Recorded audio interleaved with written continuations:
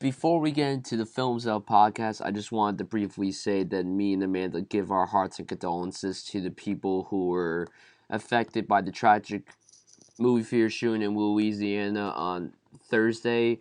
It's disgusting. This whole world is just cruel. The movies are supposed to be someplace that are meant to be for relaxation. You just sit there for 2 hours, eat some popcorn, drink some soda, and have a good time. But instead, this idiot came into the theater and killed two innocent people, including himself. So technically, that's three people. Um, it's really sad, and I, as well as Amanda, give our hearts and condolences to the people who were affected by this shooting, family, friends, colleagues, anyone. Even if you had nothing to do with anyone that was involved, we respect you. We do. So, like I said, our hearts go out to the people, and now let's get into the show.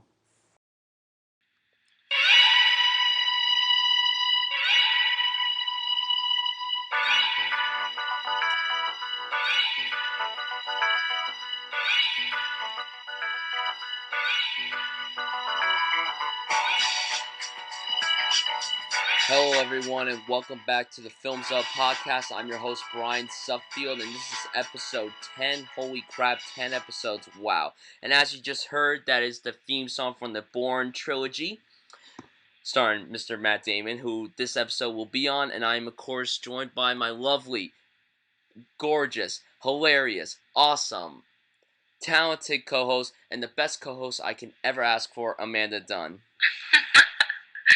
Wow, somebody's trying to butter me up tonight. Hello, Brian, and whoever's listening. How are you tonight? I'm well. How are you tonight? I'm well, as well. Good. I can't wait to talk about Matt Damon on our 10th episode. This is kind of cool. Yay. We stuck with it for 10 episodes. Look at that. Except you only been on 9 episodes. Oh, crap, that's true. Next week will have to be special as well for me. Oh, I don't even know what next week's episode is. That's actually pretty awesome, because then Amanda's going to surprise me. So if I don't like it, then I'll probably have a fit. If I love it, I'll probably scream with tears of joy. Okay. Well, that equals a fit as well, doesn't it? You're going to have a fit either way. I don't know about that, but we'll see. So let's... okay, Matt Damon. Matt Damon. I look back at his filmography, and I've pretty much seen a majority of this guy's movies, and this is pretty cool. Like DiCaprio and Tom Cruise, I've seen so many, and this is an exciting episode because I could give my thoughts on almost all these movies, like Amanda did with the Johnny Depp episode, and that's why it was 3 hours long. Oh, joy. Sorry, guys. But I love Matt Damon. I think he's proven that he can do any genre, comedy, drama, action, thriller. The guy's proven that he could do any genre. Amanda, what makes you like Matt Damon so much? Well, pretty much, not to echo you too much, but I just like that he's versatile. I like that he doesn't really stick to one type of film, even though he has proven that he's really great at the action stuff. He's also a very great dramatic actor, and the whole comedy thing, he's good at that too. And I suppose he does remind me in a way of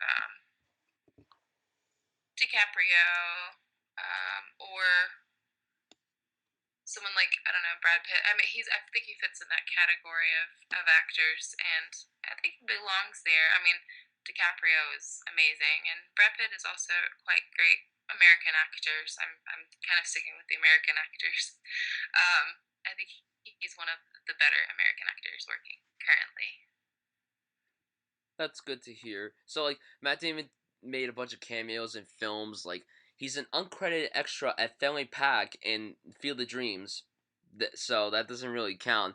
But his first, like, big role was in the movie called School Ties, and this movie came out in 1992. It co-stars Brendan Fraser, Ben Affleck, Chris O'Donnell, and Anthony Rapp.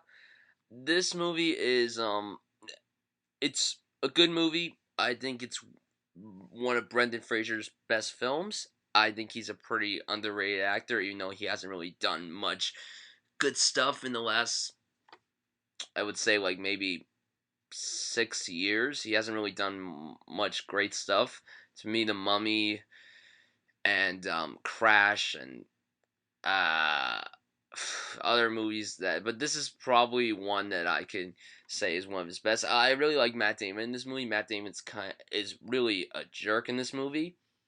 Um, it's one that I haven't seen in a very long time. It has a Dead Poets Society feeling to it to me, not just because oh wait. Oh, I forgot. I almost thought that Chris O'Donnell was in Dead Poets Society. He was in Scent of a Woman. Excuse me.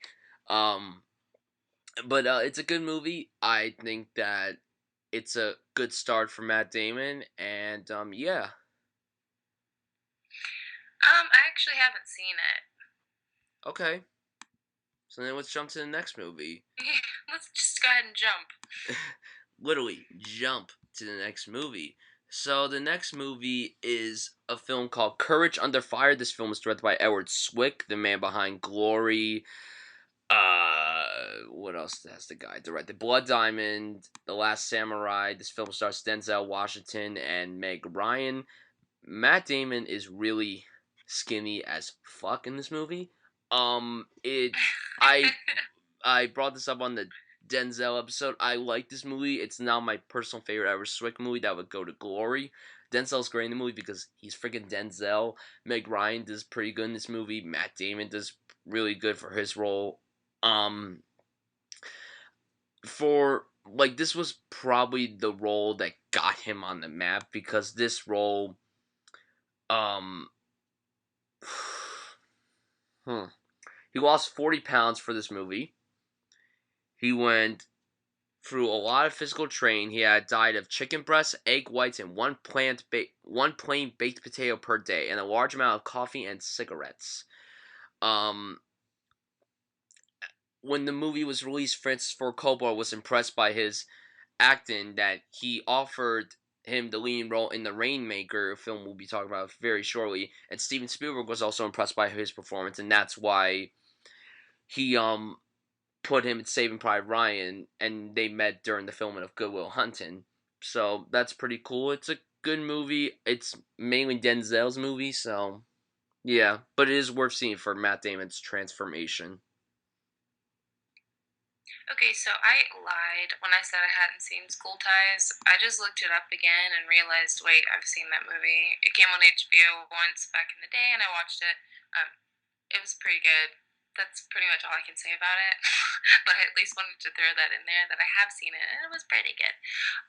As far as Courage Under Fire, I definitely have not seen that one yet. I know about this film, and I've watched different scenes from it, but not enough to comment much about Matt Damon in this one. Alright. So the next movie is The Rainmaker. Like I said, this film is directed by Francis Ford Coppola. Co-stars Danny DeVito, Danny Glover, Claire Danes, John Voight, Mickey Rourke, Virginia Madsen, and Mary Kay Place. This is based on a novel by John Grisham. I saw this movie a long time ago. This was when I was starting to watch majority of Coppola's films. This was around the time I first saw The Godfather and Apocalypse Now and The Outsiders. Actually, The Outsiders, I believe, was the first film of his that I've seen. This movie's just It's Damon is really good in this movie, but this is before he got like really, really big. Even though this was considered his first lead role, I think he worked very well with all these other actors. And yeah, I don't really have much to say about this movie. It's not one of the Coppola films I talk about the most. I mean, like The Godfather, Apocalypse Now, and The Outsiders are the ones I would be talking about the most. I've heard of The Rainmaker. I know exactly which film it is, but I have also not seen it. I've seen it. You said, oh, I thought you meant I've also, like, agreeing with me. Brian. Okay. I haven't seen it. Alright, I mean, like, I haven't seen it, like I said about the last film. I haven't seen that. Alright, so now let's get to the big film. Good Will Hunting, directed by Gus Van Sant, co-stars Ben Affleck, Minnie Driver, Stellan Skarsgård, and of course the late great Robin Williams. This film was nominated for...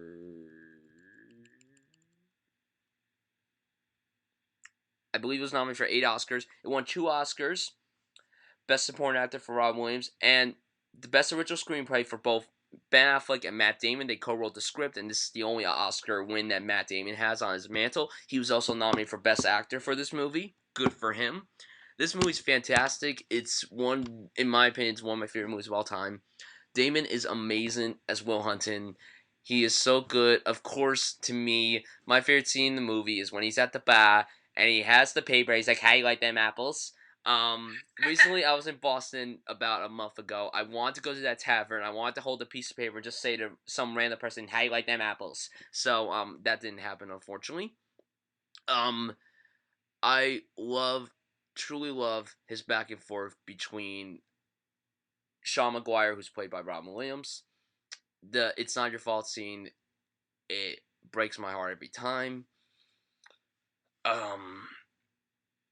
It's a beautiful film. Beautiful performances, excellent script, one of the best original screenplays in a very long time, and it was made for a budget of It had a budget of $10 million, and it made $225 million at the box office. Brava! It's a great movie. If you love Matt Damon and you haven't seen this movie, I would be incredibly shocked. It's Gus Van Sant's best movie, and it's to me, it's Matt Damon's best movie, as well as his best performance. I am quite the fan of Good Will Hunting. I remember in 9th grade, my journalism teacher suggested we watch this film. She actually played it for us. She gave us the warning, it is rated R. Just look past the language. I think it has a very important message. And I just remember watching it in that class and then knowing that it was out on VHS at the time. We went and rented it and watched it at home, and then I became kind of obsessed with it. So when it started playing on HBO, I watched it pretty much every time it aired because I just really like / love this movie. I just really love the characters in this movie. Very, very likable characters, even though sometimes frustrating. But still, there's like you're rooting for Will, and you're rooting for Sean, and also Ben Affleck's character, and Minnie Driver. Oh my gosh, that whole storyline between her and Will in this film, the love story here, is fantastic. One of my favorites, actually. If I had to make a list, I always say that on the shows. If I made a list of favorite couples, they would end up on like my top 30 or something. I just like how natural this film and authentic it feels. The writing is fantastic. I was very happy for Ben and Matt to win the Oscar for writing that year. I watched the ceremony and I cheered quite loud when they won. And I just appreciate very much what Sean, like Robin Williams' character, what he is able to accomplish in the film. It's my favorite Robin Williams performance. There's just something about this character and this performance that makes me so happy. And also, it's my favorite Matt Damon film and performance. So, pretty much talked about my favorite early on. But it's not just one of my favorites from them, but also just one of my favorite films in general. I just can watch it over and over. And it's also one of my boyfriend's favorite films. I think it's his favorite drama, is what he told me the other day. Like his favorite drama is this movie. So, in high regards, this one. And I think did you mention that you recently went to the... Yeah, when I was in Boston, I actually went to the public gardens, and I sat on supposedly there's so many benches. I believe I sat on the exact same bench that Damon and William sat on during that amazing scene in the park. Yes. It was yeah, and also supposedly Mark Wahlberg and the CGI Ted sat there too. So Right. so cool for that, I guess. But no, it's a beautiful movie. It's a great movie. It's definitely up there with Matt Damon's. It's in my top 3 Matt Damon films of all time. It's as well as my top 3 performances.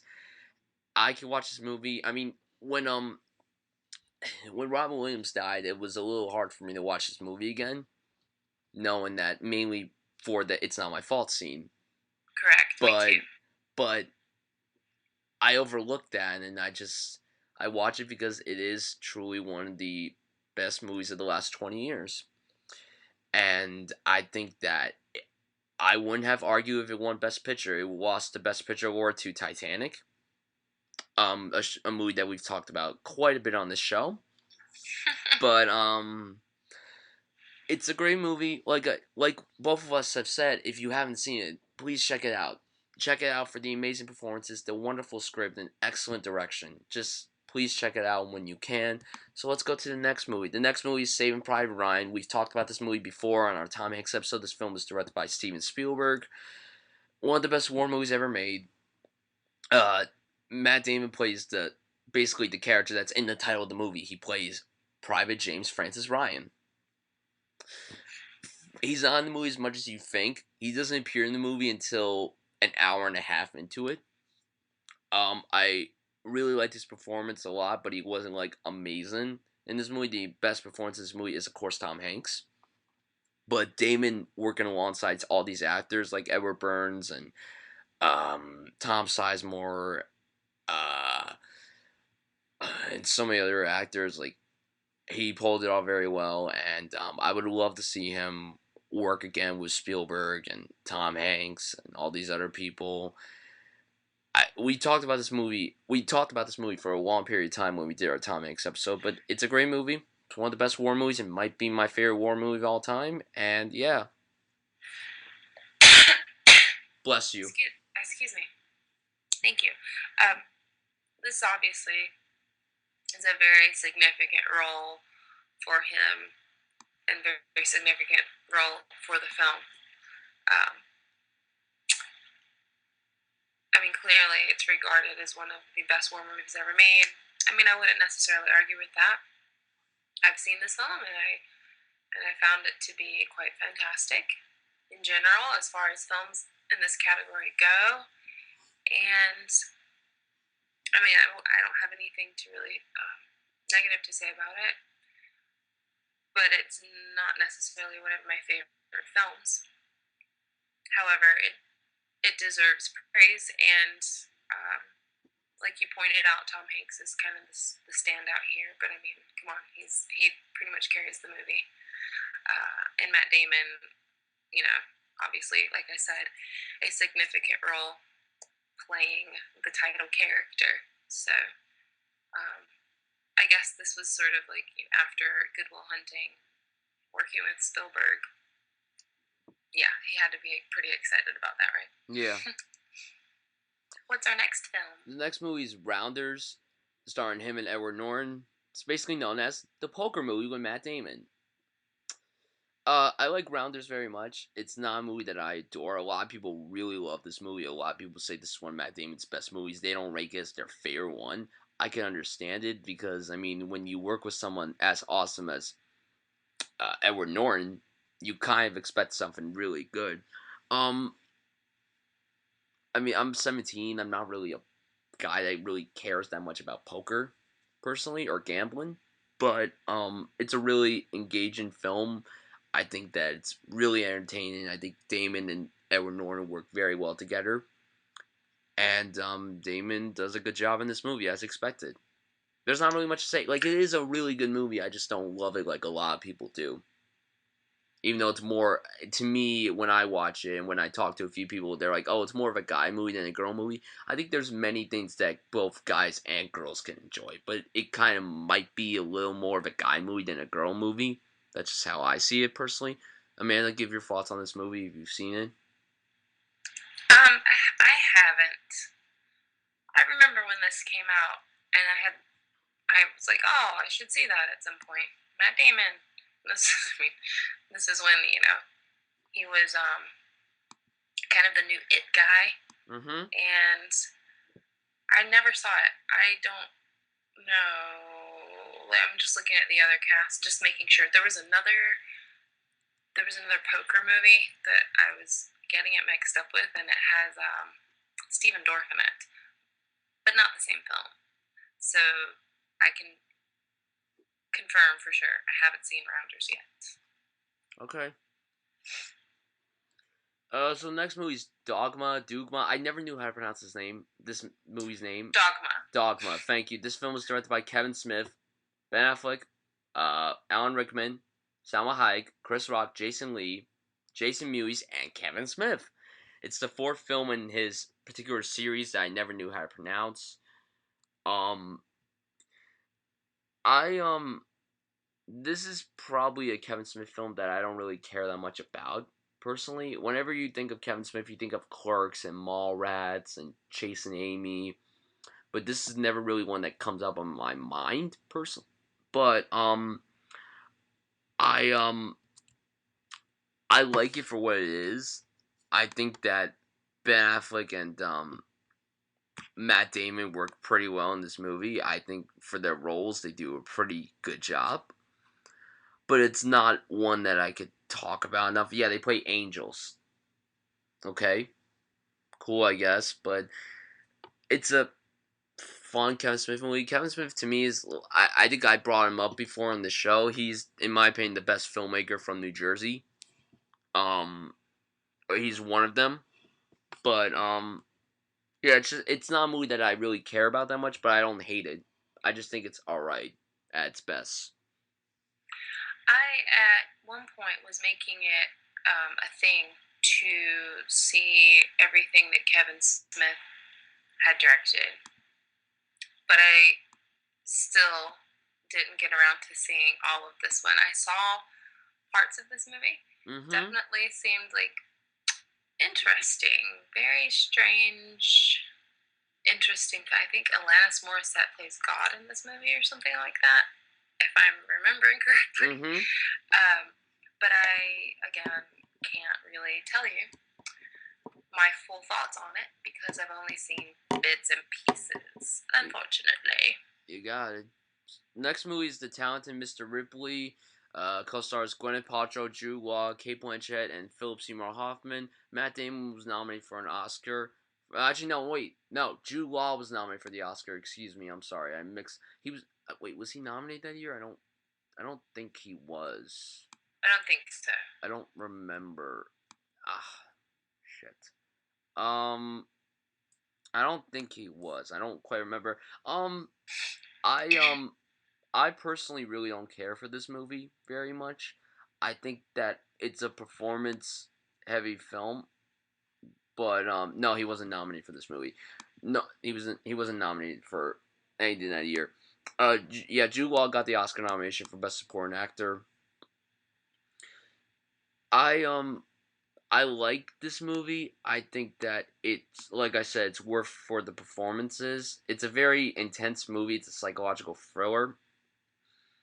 And, of course, Matt Damon kills it in this movie. He kills it. I liked Gwyneth Paltrow for what she did. This was the first film she did after she won that Oscar for Shakespeare in Love. Jude Law, great in the movie, of course. He's Jude Law. He's usually pretty good in everything he's in. And Cate Blanchett does very well, as does Philip Seymour Hoffman.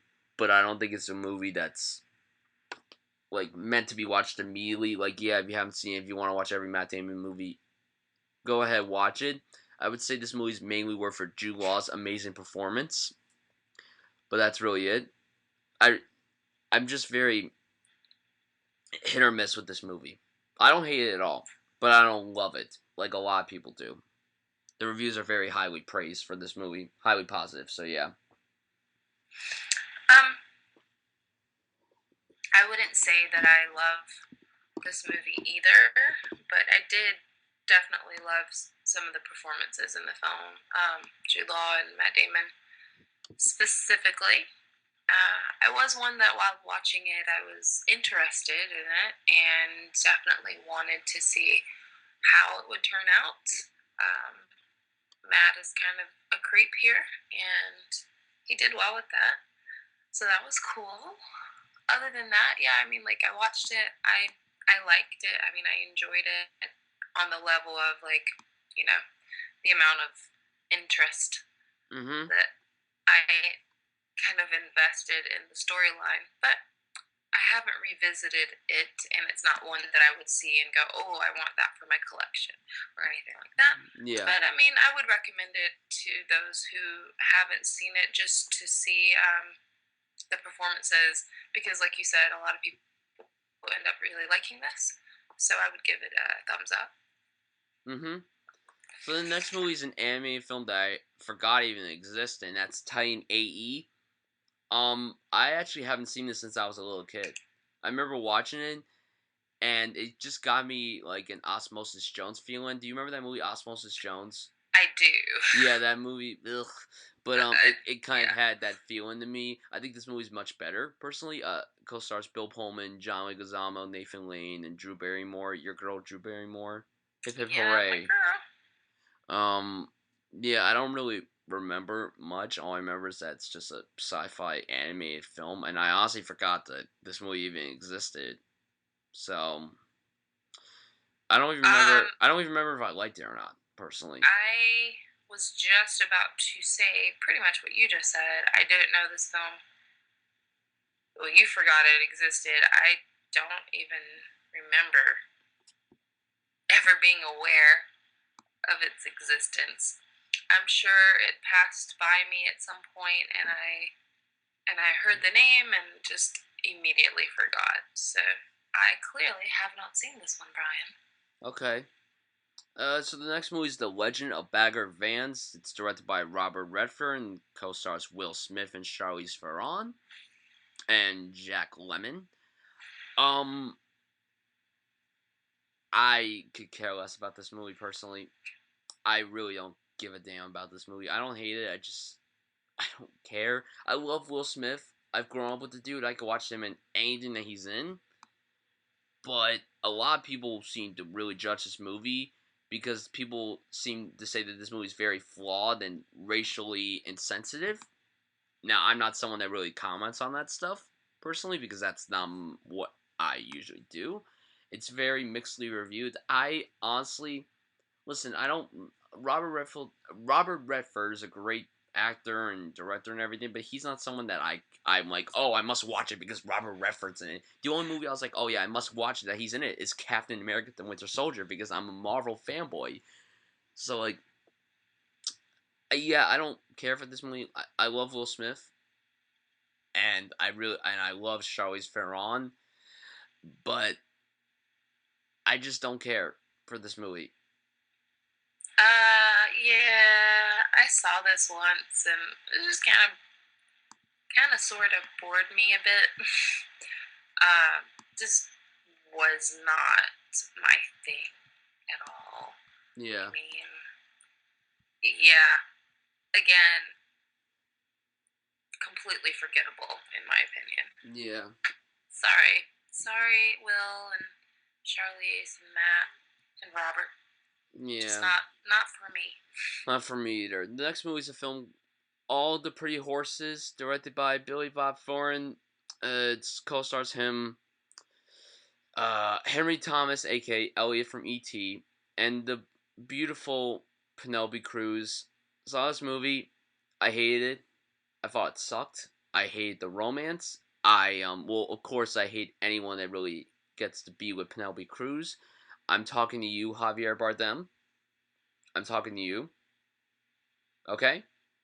Alright? You go around killing people in No Country for Old Men, and then all of a sudden you get the beautiful Penelope Cruz. Whatever. Yeah, I really didn't care for this movie.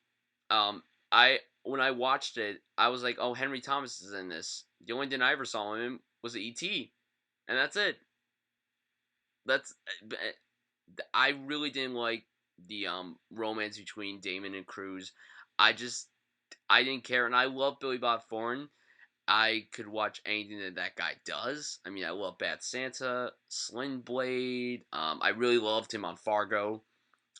I mean, I thought that because he did such a great job directing Sling Blade, maybe he would do a good job directing this movie, All the Pretty Horses. But I don't know if I didn't. It's not the direction that's bad. It's the script. It's a really terrible script, and it's based on a book by Cormac McCarthy, who ironically wrote the No Country for Old Men book, but he did write one of the worst movies I've ever seen, The Counselor, which oh, I can't.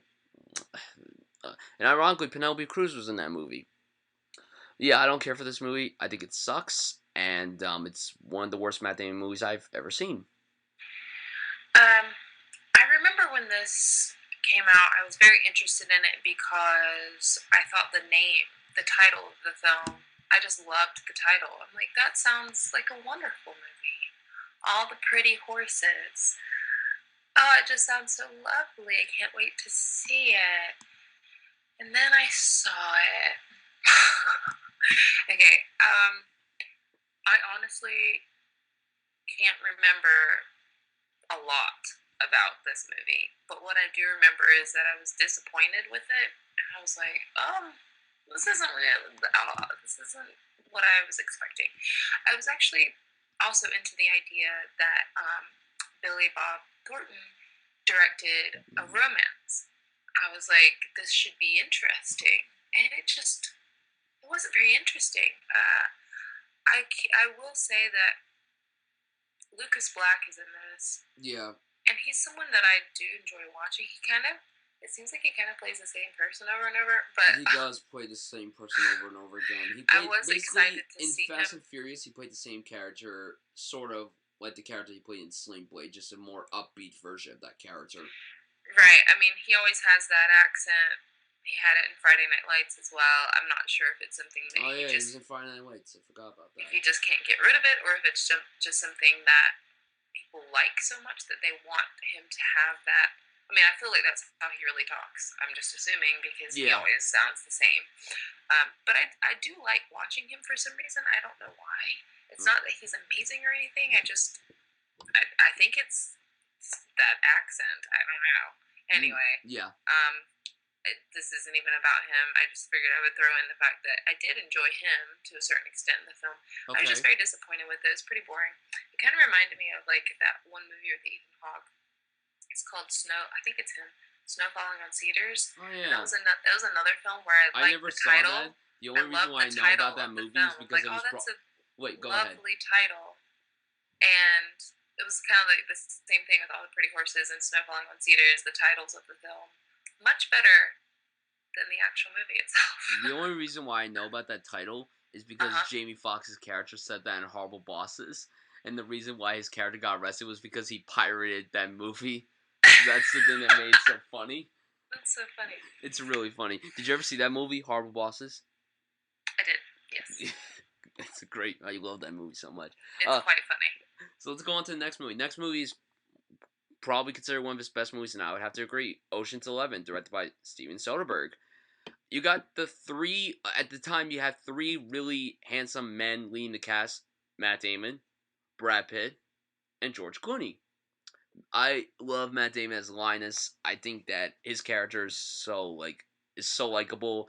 Brad Pitt is Rusty, always really solid. And George Clooney is Danny. I mean, when isn't George Clooney likable in anything? He's always likable in pretty much anything. Well, for one thing, he is a very good-looking man, and I hate the fact that he is regarded as a good-looking man for being someone that's 54 years old. I'm jealous of that. I don't get it. You don't hate that. That gives you hope. That's supposed to give you hope. Yeah, but it's making me jealous. But you're only 17 years old. Yes, but how could people still like him at 54? Brad Pitt, I understand, because Brad Pitt doesn't look like he's 50 whatever. Matt Damon's only in his 40s. So, right there, I mean, Matt Damon still looks the same as he's looked since he was in Good Will Hunting. I'm not one of those people that pays too much attention to age. I mean, if you got it, you got it at any age. It doesn't matter how old you are. Whatever. No, I love Ocean's 11. I actually haven't seen the original, and I really want to, like, really bad.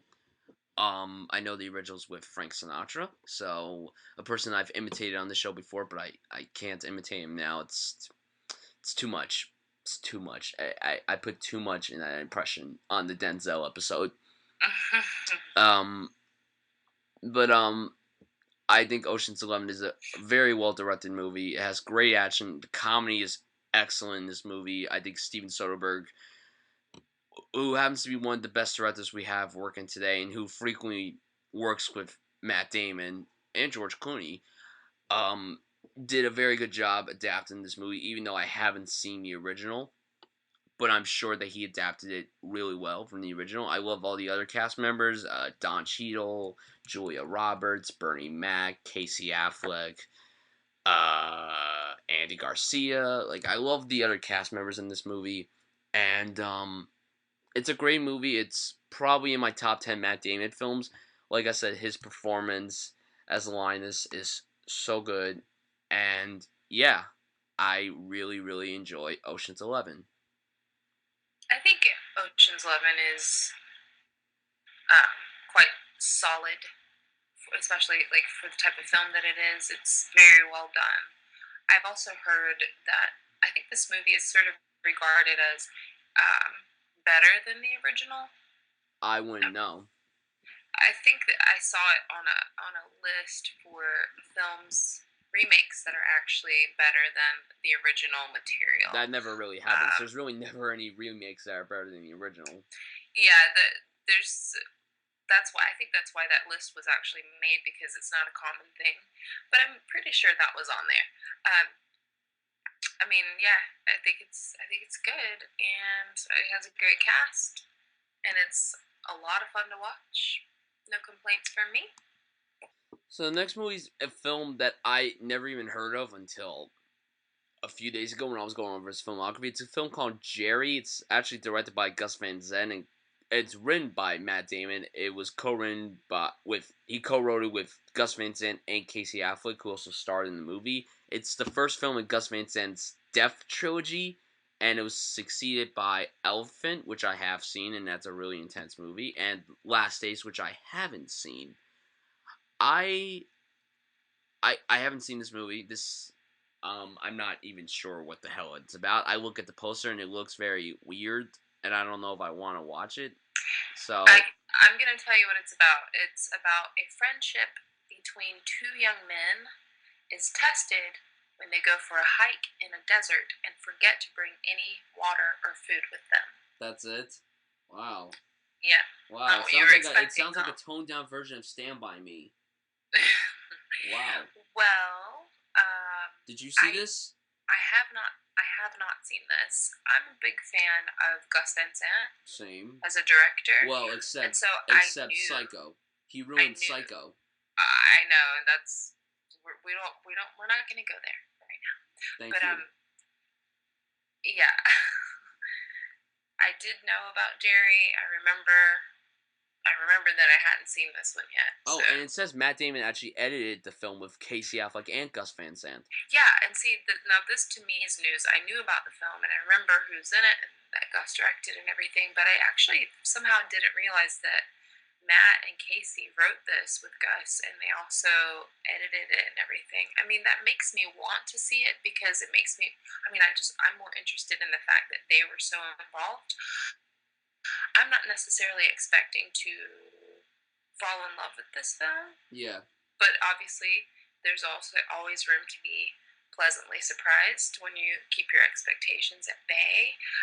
But I am really interested in seeing what Casey and Matt wrote, or what they had a hand in writing and had a hand in editing. That's, I mean, if anything, I can just respect the fact that, they're creative and are actually involved in that way, other than just showing up on set and performing, which is obviously a lot of work in itself. But I mean, when you also write and edit, I mean, hey, that's pretty cool.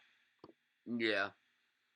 So the next movie is a film called Spirit, Stallion at the CIMARRON. This is a DreamWorks movie. It was nominated for the Oscar for Best Animated Feature. Matt Damon voices a horse. That's it. That's all you need to know. He voices a horse. I remember watching this movie a lot when I was much younger. I haven't seen it in a very long time. And whenever I think of DreamWorks movies, obviously I think about Shrek the most because Shrek is DreamWorks' best movie. This is a very good addition to DreamWorks filmography, and this was when DreamWorks was on their A game, but they've really gone downhill lately, in my opinion. I think that, and the cool thing is that this, the character of Spirit has no dialogue. Matt Damon just narrates his thoughts, which is really cool and everything. It's a beautifully animated film. It's gorgeous. It's some hand-drawn animation. It looks really good. The horses, like the floating hair, and makes it all look really well. And I haven't seen this in a very long time, and I don't know if I ever want to watch it again. I think it's better if I just keep it at the level that it is, where I just like it. But I feel like if I watch it now, I might not like it that much anymore. But maybe one day I'll pop it in and watch it again. That's it. Those are my thoughts. And I kind of have forgotten about this movie, but I used to watch it It's a a lot pretty with underrated my son. anime film, I will say that. It's not really something that a lot of people talk about. Yeah, I used to watch it a lot with my son. He had the DVD, and it was one that he liked seeing, so I remember seeing it a bunch of times. And it's so weird that I forgot about it. It's just we haven't watched it in so long. But I do remember this movie was well received, and I did like it. I remember liking the music, and I remember also liking Matt's voiceover. I mean, I just thought he fit this horse for some reason. Good job at being a horse. Yeah, he has that natural Horse voice. Matt. That's the thing with Matt Damon. He has that natural voice. So natural. So horsey. Okay. What's next? The Bourne Identity. Never heard of it. Now, okay, Bourne Identity. I Bourne Identity. I don't really have to go much into this.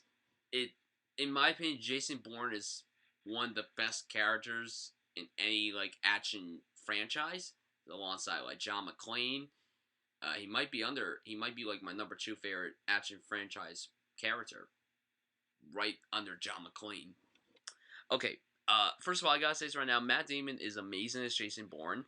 At the time this movie was coming out, a lot of people were like, Matt Damon is gonna be in an action movie, because like, yeah, you may consider Ocean's 11 be like an action comedy. That's not really an action movie. That's really like a heist comedy. This is a straight up action movie. So like, when you watch it, and this film was directed by Doug Liman, who directed films like Mr. and Mrs. Smith and Edge of Tomorrow, which I hope Amanda finished watching. I hope she finished it. She didn't finish it. Bryan, we're so friends. Yes, of course. But I love Damon as Jason Bourne. He's one of the best things about this entire trilogy. I think that Doug Liman directed the film very well. It has a nice use of shaky cam, not the gimmicky kind. It works very well for this kind of movie. I truly love the character of Marie. I think not only is she beautiful, I love her back and forth with Jason, and Jason trying to find out who he is because he loses his memory, and the only thing he remembers is that he wakes up and then all of a sudden he forgets pretty much everything. He doesn't know his name, he doesn't know where he's from. Then when he finds out some stuff, he basically tries to hunt everything down. I like Chris Cooper in this movie. I liked Clive Owen. I liked Brian Cox in this movie, and I really liked Julia Stiles, who had a bigger role later on in the third Bourne movie. I think that it's a very good first installment. It's probably my least favorite out of the Bourne trilogy. I don't consider Legacy to be a part of this franchise. Yeah, it's a Bourne movie, but it doesn't have Matt Damon in it. Yeah, I rewatched these movies again this past week, and watching them day after day. Like, they're so well edited. They are so good they're some of the best action movies. Like, these 3 films are 3 of the best action movies we've had this century so far. And I think that Matt Damon, after watching this movie, you could see that Matt Damon has the skills to be in an action movie. And I really like it. I don't love this movie, but I really like it a lot. I'm curious to know your thoughts on this movie and the other 2 Bourne movies, but just talk about your thoughts on this one.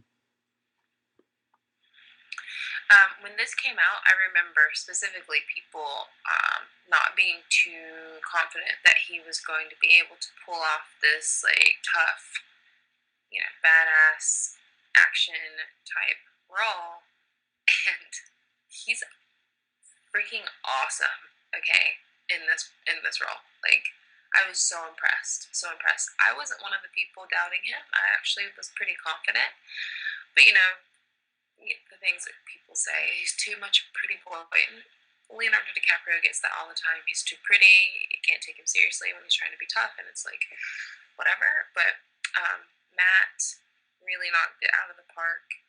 There's just something about how he moves in these roles in the Bourne films. He's so fluid and convincing, and you just really believe him when he throws a punch. Do you know what I'm saying? You believe him when he grabs his gun. I know, he's a pure badass. He's freaking amazing. Like, I honestly feel like he's one of the best at being that kind of guy in a film, like current actors. Yeah, alongside like Tom Cruise and stuff. Yeah, Tom Cruise, he's on that level. I feel like he's on that level. I mean, obviously Tom Cruise does all kinds of stunts and stuff. I don't know how much of Matt's that he does himself, but regardless, he just looks the part, and he's very authentic in this type of role. So I think he is a great action star. I think it's one of his strong suits when it comes to being an actor. Now, what's your fault on this film itself? Like this film itself? This film itself, I really enjoyed. I liked Franca. Is that her name? I don't know how to pronounce Franca Poteni. Just call her Marie. Okay, her name is Marie. I liked their chemistry a lot. She was my favorite when it comes to the ladies in these films. Yeah, and she's gorgeous. She's beautiful. She really is. And I loved her in Run Lola Run. But anyway, I really liked this one, and I can't. After we talk about the next one, I'll say which one's my favorite. But I'll just hold off. I'll hold off. I would hold off. I really enjoy it. I really, really enjoy it. So. Yeah. The next movie is probably one of my least favorite Matt Damon films, and that's a film called Stuck on You. It's directed by the Farrelly brothers. Him and Greg Kinnear as conjoined twins. Okay. Now, listen, I'm not going to blame Matt Damon for this movie. I get it that he actually wanted to do like a straight-up comedy. That is totally fine.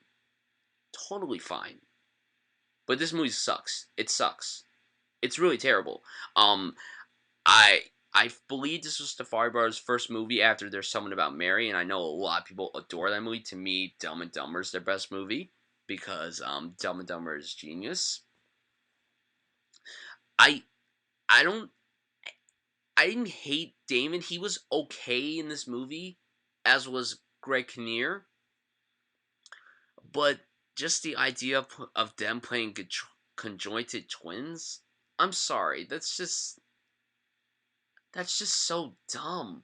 It's not funny. And when a comedy doesn't make you laugh, then it failed to do what it had to do. Make you laugh. It didn't make me laugh. Yeah, I don't like this movie at all.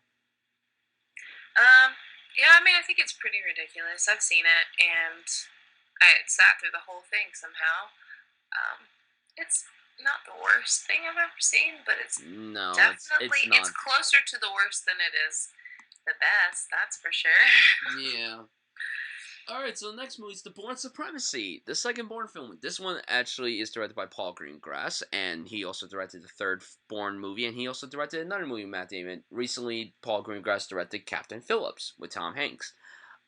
This was a big improvement over the first film. The action was so much better in this movie. It was really, really well shot. I love, like, the cast in this movie continues to be great. Like, this trilogy has a great cast consistently in each of their films. I love Joan Allen as Pam. I thought she was a great addition to this series. I think that she was so good in this role. I really liked Carl Urban for his role in this movie. I liked that there was more of Brian Cox in this movie and his character, Abbott. There was a lot of stuff that went on with his character. And there's a lot more you get to learn about Jason in this movie, and it's so well filmed. It's It's so good. It's another great action movie, and it's a great installment to the series. Yes, I agree with that. I am a fan of the second installment as well.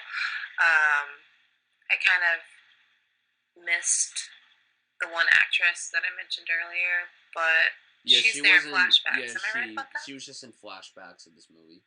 Right. I did enjoy the fact that they brought her up a little bit. I like Julia Stiles. Like I've always liked her Even since I was yeah. a Here's the teenager. thing. I want to say something. As I was rewatching these movies, I thought, you know what? I always feel like Amanda would like these people that were in like '90s teen comedies. Like I love she.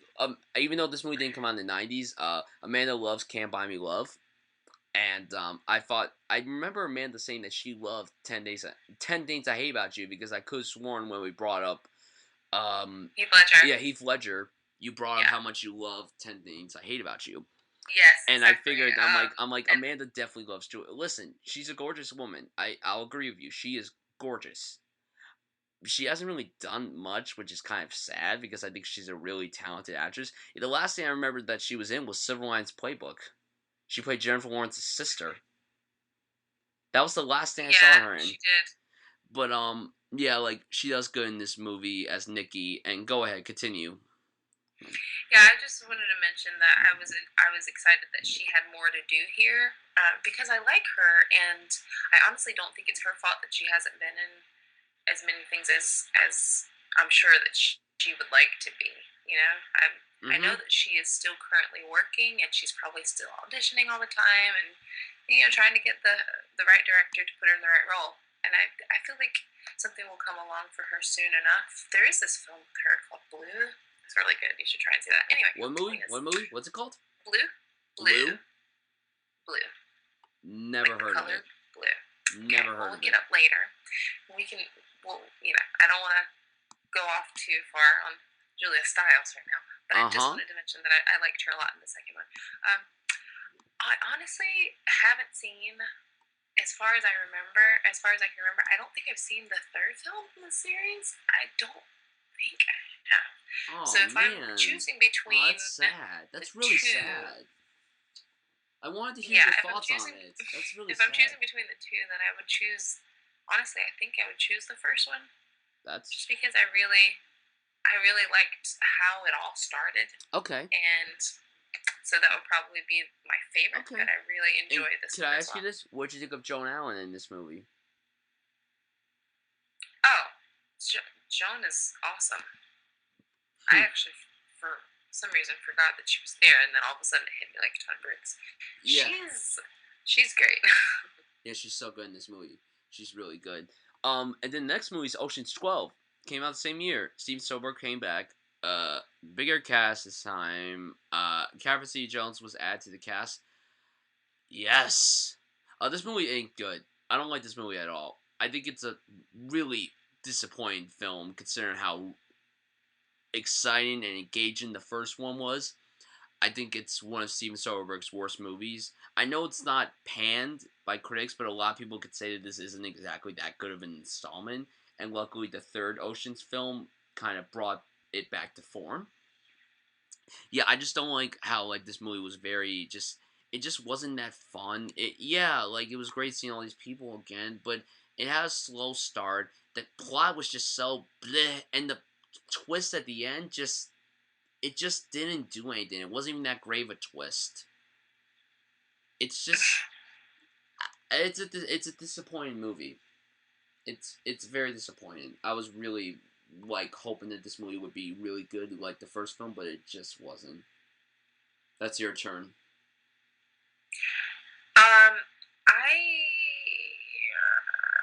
You're talking about Ocean's 12? Yeah. I don't remember this one very well. You see, it's not memorable. It really isn't memorable. And Steven Spielberg has said that it's his favorite out of the three Ocean films. Whatever. I can't argue with the man. He's a genius. So. Don't argue that. I truly can't remember though. So I'll just have to take a rain check. Yeah, let's go to the next movie. The next movie is The Brothers Grimm with Matt Damon and Heath Ledger. and Lena Headey from Game of Thrones. I fucking love you, Lena. I love you as Cersei Lannister. Even though your character is one crazy fucking bitch, I still love you. Terry Gilliam directed this movie. It's not a movie that I care for personally. I think it's a cool concept, but it's alright. It did come out the same year as Brokeback Mountain. So, yeah. Oh, yeah. Speaking of Heath Ledger, do you know that Jake Gyllenhaal recently spoke out about Heath Ledger's death? Spoke out? Yes, spoke about, like, someone brought it up during an interview with him about Southpaw, which, by the way, is friggin' fantastic. But he brought up how, like, it really affected him because he didn't really experience any deaths with anyone that he really cared about, and because he had such a great friendship with Heath Ledger, it basically was the first step that really broke his heart because he actually worked with him and became really good friends with him. You can find the article, it's like somewhere online, you can read it later afterwards, but yeah, this movie's just alright. It's fine, I guess. It's entertaining enough. What do you think of this movie if you've seen it? It was kind of cool, I guess. I mean, I like watching Heath Ledger in anything he did. Yeah. It's hard to talk about him. So it's just kind of enjoyable in the sense of I like watching Heath a lot, and I also enjoy watching Matt. So the combination was pretty fun. The film itself isn't like one of my favorite things really at all. Correct. But it definitely made it for me to have those two together in the movie. So yeah. So the next movie is a film called SYRIANA. It co-stars George Clooney and Jeffrey Wright and Chris Cooper. George Clooney won his first Oscar for this movie. That's really the only thing that this film is really well known for. It's a good movie for George Clooney's amazing in this movie. Like, he is fantastic, and that's why he won the Oscar. He was nominated, I think, for 3 Oscars that year, because at the same year, Good Night and Good Luck came out, which he directed and wrote. So he was nominated for a lot of stuff that year. Damon was good in the movie, but really to me, it's George Clooney's movie. Even though George Clooney is not the main character in the movie. But to me, I watch it just for George Clooney's performance because, I mean, despite what I said about the man of how jealous I am, I love watching that guy on screen. So, yeah, it's a good movie, good addition to Matt Damon's filmography, but like I said, it's really George Clooney's movie for that amazing performance that he had in this movie. He gave in this movie. Bryan, I just feel really, I can't remember if I've seen this. Okay. I know I only this saw this film. one. I only saw this remember, once. I saw it a long time ago. I remember when it came out. I remember it was nominated for things. I remember all the praise and all of that. But I can see the characters in my head, but I can't remember a lot about the story. So I honestly don't remember much of the story either. Like I just said, I just remember the performances. And, like, I remember binge watching this like 4 years back, because when Ides of March was coming out, I was binge watching a lot of George Clooney movies.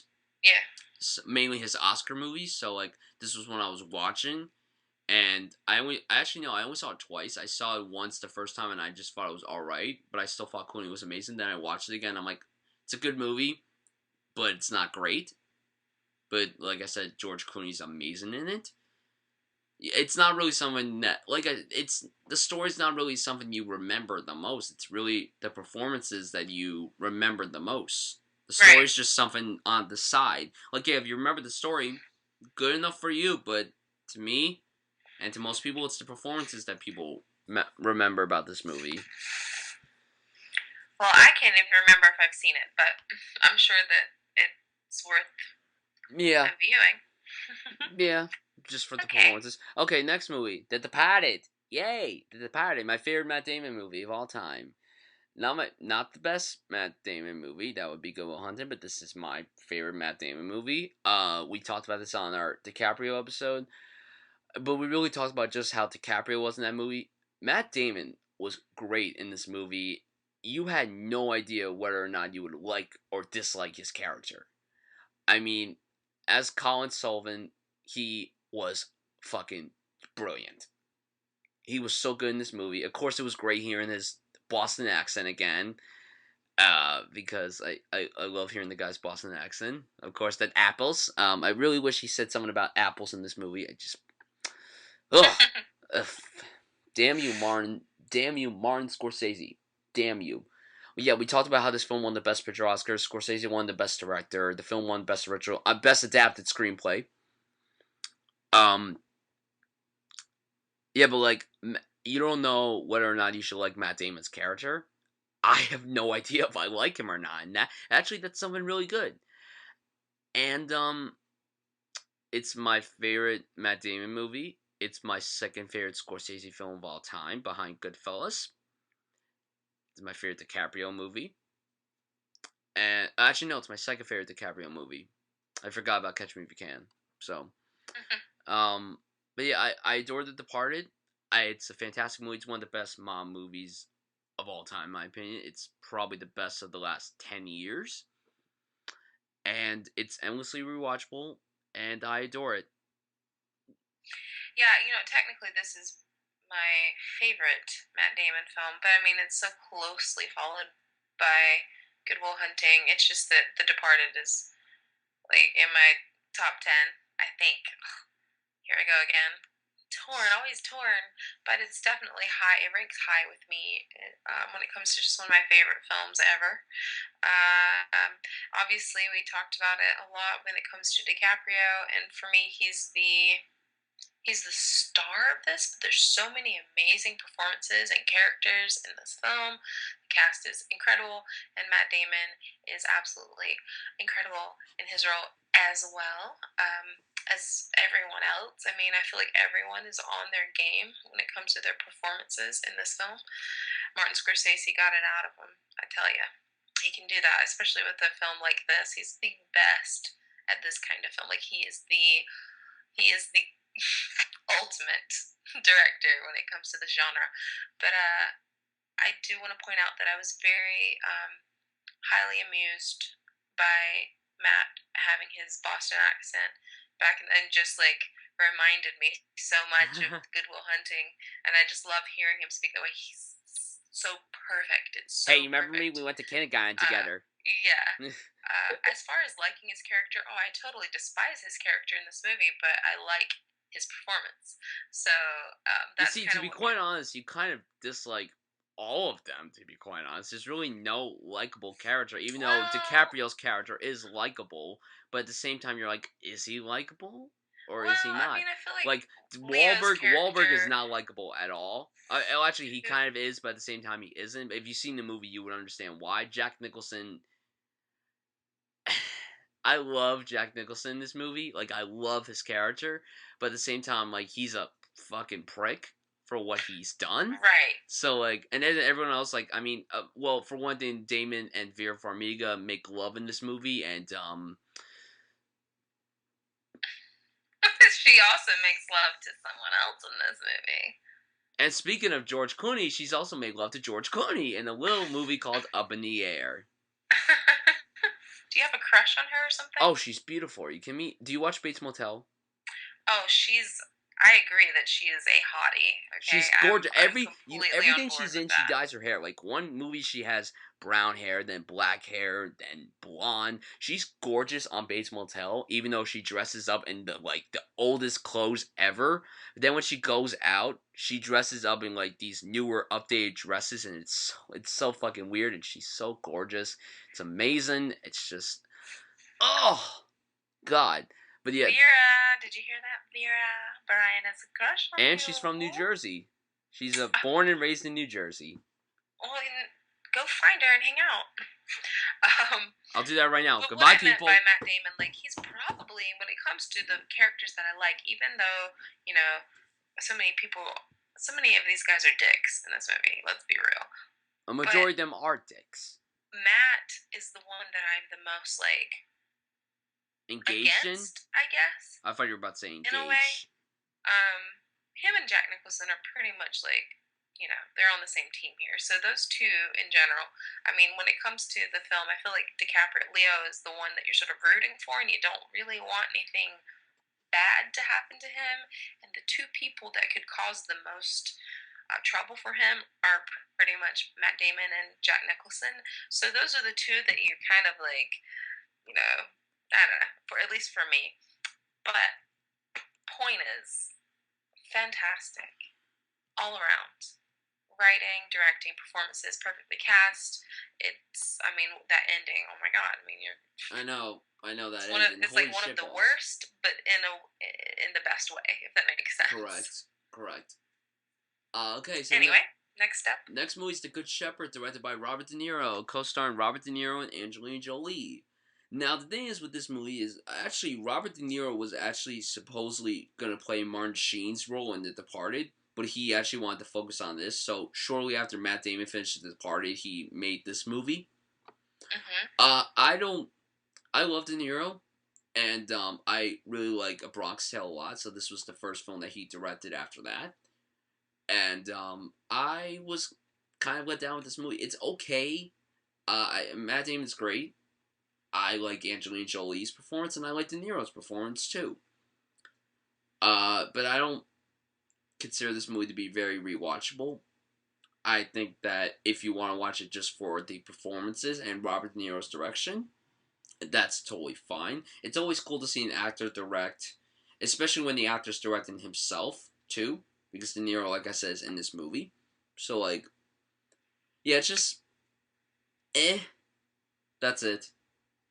I didn't see it, Brian. Okay. Let's go to the next movie. What's next? Ocean's 13. Okay. I like Ocean's 13 very much. I love the addition of Al Pacino in this movie. Hoo-ha! Amanda didn't care that I said hoo-ha. Sorry. I guess she doesn't care about the hoo-ha. I care. I do care about the hoo-ha. I care about it. Okay. Yeah, this was a fun movie. It basically returned to form. I think since a lot of people were disappointed with Ocean's 12, I think Steven Soderbergh heard the fan, even though he just directed it, he didn't write this movie or anything. I think he and all the other people heard that people were disappointed, so then they're like, okay, we gotta make this last installment better than what it was. And it was a pretty satisfying film. I still think Ocean's 11's the best one of the trilogy, and then followed by this, and then Ocean's 12. But the great thing is that it's just shocking that the same year this came out, the next movie we're talking about came out. So, like, it's so shocking how Matt Damon made both this movie and the other movie that we're talking about next. But yeah, Ocean's 13 is good. And the thing I forgot to mention is that Matt Damon and, like, Brad Pitt and George Clooney, they're all consistent for all these films, even in 12. The acting, I would say, is the best thing about these movies, personally. But, yeah, it's a fun installment, and it's probably one of the better third films in the franchise. It's not something that I rewatch a lot, but I still like it for what it is. I'm not going to have too much to say about this one, except that I enjoyed it, and I'm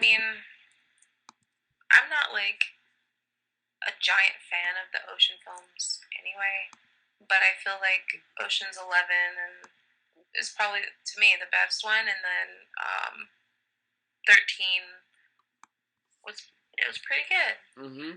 But I saw it once, and it's been a minute, so. Why do you always say it's been a minute? What does that mean exactly? What does that mean?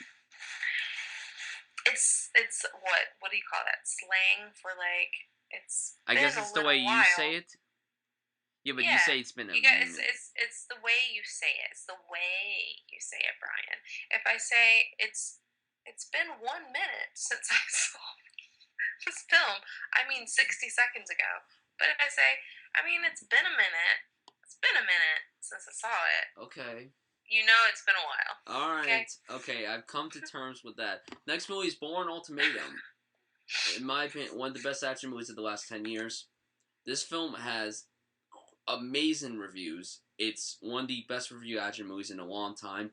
It won 3 of the Oscars it was nominated for: Best Film Editing, Best Sound Editing, and Best Sound Mixing. This is a extremely well edited movie. It's so fast paced. The action is amazing in this movie. The particular scene that I love, and this is like the scene that everyone always talks about, it's a scene where he jumps from the buildings one to the other. And then there's the particular one where he jumps, and then it's like the slow motion of him like jumping and then breaking the window, then basically punching the shit out of Edgar Ramirez. And by the way, Julia Stiles is in this movie. She has a very consistent, important role in this movie. Like, her role is much bigger in this movie.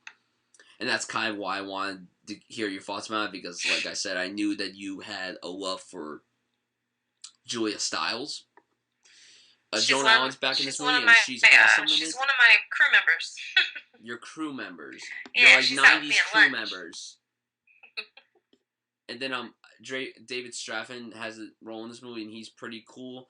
I think that what makes this movie so good, like I said, the action, but it's also edited really well. It's such a fast-paced movie that it deserved that Oscar for Best Film Editing. I just think that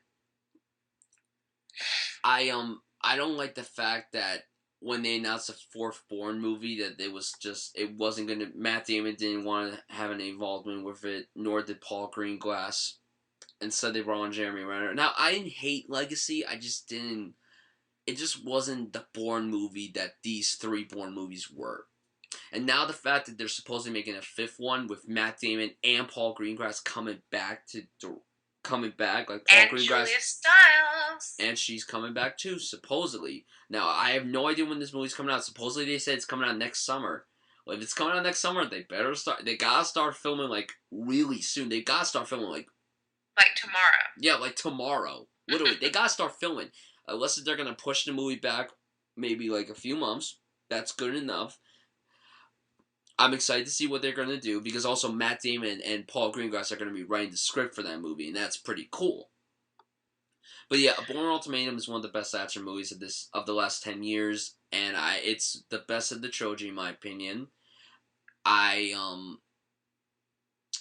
Yeah, it's great. I lied when I said I say that a lot too, don't I? I lied. Yes. I lied when I said I hadn't seen this one. I was getting confused with the fact that I knew that there was another Bourne film not too long ago, but I'd completely forgotten that it was the one with Jeremy Renner and not Matt Damon. So that is actually the one that I have not seen. Okay. And I have seen the Bourne Ultimatum, and I loved the Bourne Ultimatum. I loved it, and I don't know how I made that mistake. I think I was forgetting that the Bourne Ultimatum was not the Bourne Supremacy, but I'm separating them now in my head. Well, the Bourne this movie did take place immediately after Supremacy, so I like all of them. Yeah, this is a consistent trilogy. It's one of the better trilogies we have. I loved the Bourne Ultimatum as much as I love the first one, because I really do like the first one. Yeah, it is much better than the first one, even though I still really like the first one and the second one too. But this one was it just worked so well for what it was. It was just a very engaging action movie with amazing action sequences, great characters, great writing. It just was a movie that had so much greatness to it. If I had one flaw with the movie, I would say that it is a little too long. I think that could have been cut down a little bit, but it was still really fast-paced, so that's what made it really good. And yeah, are you trying to crush me? What are you doing? Just looking through the peephole. Oh, okay. But yeah. I love this one as well. So. But aren't you happy that Julia Stiles has a bigger role in this movie? I'm happy as my girl. I'm happy as fucker. Okay. That's my girl, my crew member. I don't know why I keep saying that. Alright, let me ask you this. Who are your other crew members of 80s and 90s movies? Because you seem to always love these people that were in these teen movies, and then they did a bunch of other stuff. Winona Ryder. Okay. Winona Ryder is one of my crew members. Drew Barrymore, Julia Stiles. Let's see, who's someone else? Probably. I feel like your crew members consists of like underrated actors and actresses. Yes. Like Winona Ryder, I mean, despite Winona Ryder being popular, she hasn't really done much well-known stuff. Julia Stiles, like I said, hasn't done much. Who's the other one? You said someone before? I said Drew Barrymore. Drew Barrymore? Yeah, Drew Barrymore is popular and everything. But yeah. But she's still, at the same time, she's not necessarily regarded, and she's special, Bryan. Yeah. So, but yeah, you really like the Bourne. Would you say it's like one of the best action movies of the last 10 years? I would not. Or you're not really an action movie person, correct? No. I mean, not necessarily. That's not true. I just would need to, honestly, I feel like I would need to really think about the action films in order to, like, put them. I can easily tell you the answer to that when it comes to dramas or horror films, because I'm not really a horror movie guy, but I do a lot of, when it comes to studying those types of films and figuring out which one where they rank. When it comes to action films, I could do it, and Mad Max is up there. The new Mad Max is up there. I would need to think more about it. However, I wouldn't doubt that it might possibly rank that high with me. I just don't want to speak too soon. Gotcha. Since I hadn't thought about it too much. Yeah, but we can agree that Bourne Ultimatum is fantastic. The next movie is Pano. This is a film directed by Hayao Miyazaki, who, in my opinion, is the Steven Spielberg of animation. Matt Damon voiced one of the characters in the English dub version. I haven't seen this in a long time. I'm a big Hayao Miyazaki fan. I think he is probably the best animator we have. He just retired. The last feature film he made was The Wind Rises, which I haven't seen. I really want to see it. It never really came to a theater here. It hasn't been like on any of the premium channels, or it hasn't been on Netflix yet. But this is one of my least favorite Miyazaki films. I think that the animation is gorgeous as always, but I don't really care for this movie that much. I saw when it came out, and I didn't really care for it. I liked Matt Damon for his role, but it was really more of the kids. That supposedly Miley Cyrus' sister was in this, and the Jonas Brothers' younger brother was in this. What? Really? Yep. Whatever. It's beautifully animated. That's the best praise I can give this movie. Did you ever see this movie? No. Okay, let's go on to the next movie. The Informative. Another Steven Spielberg movie. What? The Informant. The Informant. Oh, sorry, my bad. It's 1 o'clock in the morning. Sorry, people. It's 1:12, actually. Well, it's in the hour. Thank you, Amanda. I just wanted them to understand. All right, how The Informant. Exclamation point. Steven Spielberg directed this movie. Cool movie, I guess. I haven't seen it. I only saw it once. I saw it 0 times. Okay. Next movie. Invictus. Clint Eastwood. Morgan Freeman is Nelson Mandela. That's the only thing you need to know, and Matt Damon plays this rugby coach with a very weird accent. Matt Damon was nominated for an Oscar for this movie. Best Supporting Actor. Morgan Freeman was nominated for Best Actor. I think this movie's alright. I think that Morgan Freeman is amazing as Nelson Mandela, and I think that Matt Damon did very good too. He had blonde hair in this movie, which was a little different for him, and he had a weird accent. And I mean, yeah, it was cool that he was working with Clint Eastwood. I mean, whenever you work with Clint Eastwood, he generally always gets great actors in his movies, but it doesn't exactly mean that his films are going to be great, personally, because that's the thing with Jersey Boys that really disappointed me, even though, well, the thing is he didn't really cast the best actors in that movie. He cast really good singers, but he didn't really cast that good of an actor. The only good actor he put in that movie was Christopher Walken, and he wasn't even in the movie that much. But yeah, this movie's alright. It's just about the 1995 Rugby World Cup, and this, I believe, takes place after Nelson Mandela was released from prison. So, from what I remember, it's not a movie that I rewatch over and over again. I honestly, when I first saw it, I was very bored by it, because I saw it when I was when I was 12, so I didn't really care for it personally. Matt Damon's always in movies that are just worthy of the performances. Like, even if you don't care for the story, you gotta always admit that the performances in the movies are good. So yeah, Invictus, alright movie, just not memorable in my opinion. Sorry, I was just yawning a giant yawn. I have not seen Invictus. Okay. So we can move on to what looks like Green Zone. Green Zone is his next movie, and this film is directed by Paul Greengrass. It's a war How movie. fitting. It's a war thriller, and it's a pretty good one. I like this movie very much. I think Damon is awesome in the movie. He plays a Army Chief Warrant Officer named Roy Miller, and he's a part of the mobile exploration team, and he's searching for Iraqi weapons of mass destruction. It's your typical war premise, and it came out on my 12th birthday, March 12th, 2010. Cool. Okay, that's cool, I guess. It's good. It's a very well-made movie. Paul Greengrass generally knows how to make movies look very good in terms of filmmaking. I haven't seen this in a long time, and I really want to watch it again. I really do. And I like Matt Damon whenever he's in a movie involving like war. I think he's always good when it comes to movies like that. And yeah, it's a good movie. Okay. Well, I truly don't remember this movie. Oh, it's written by Brian Hecklin, who wrote the script for L.A. Confidential. Oh, that's cool. Great writing, I would assume. I don't remember that this. I never heard of this, and if I did hear of it, I don't remember hearing about it. So this feels new to me right now. And I'm officially interested in it. So there's that. Yeah.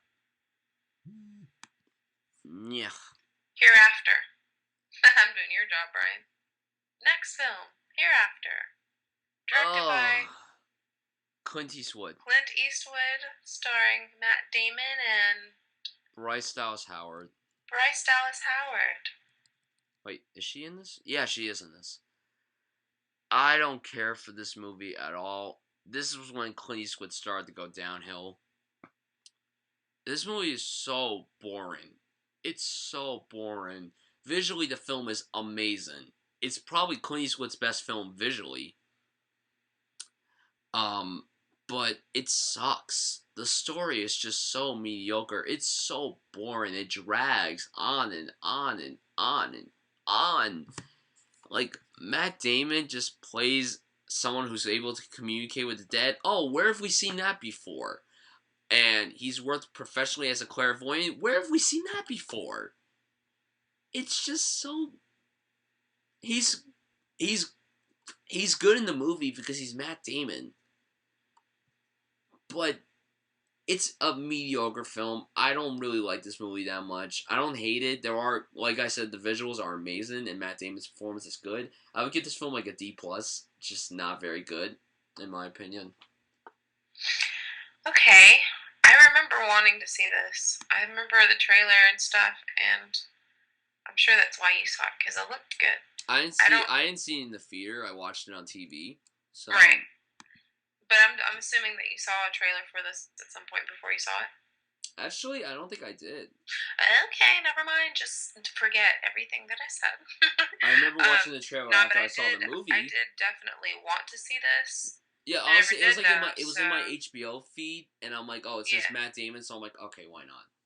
But I remember expecting it to be pretty great, and then I saw that a lot of critics weren't really into it too much. Yeah. And I never learned why because I didn't see it. So. Yeah, next movie is actually a great movie, True Grit, which might be the best remake we've ever had. The Coen Brothers directed this, co-stars Jeff Bridges. Talk like this. Whoa.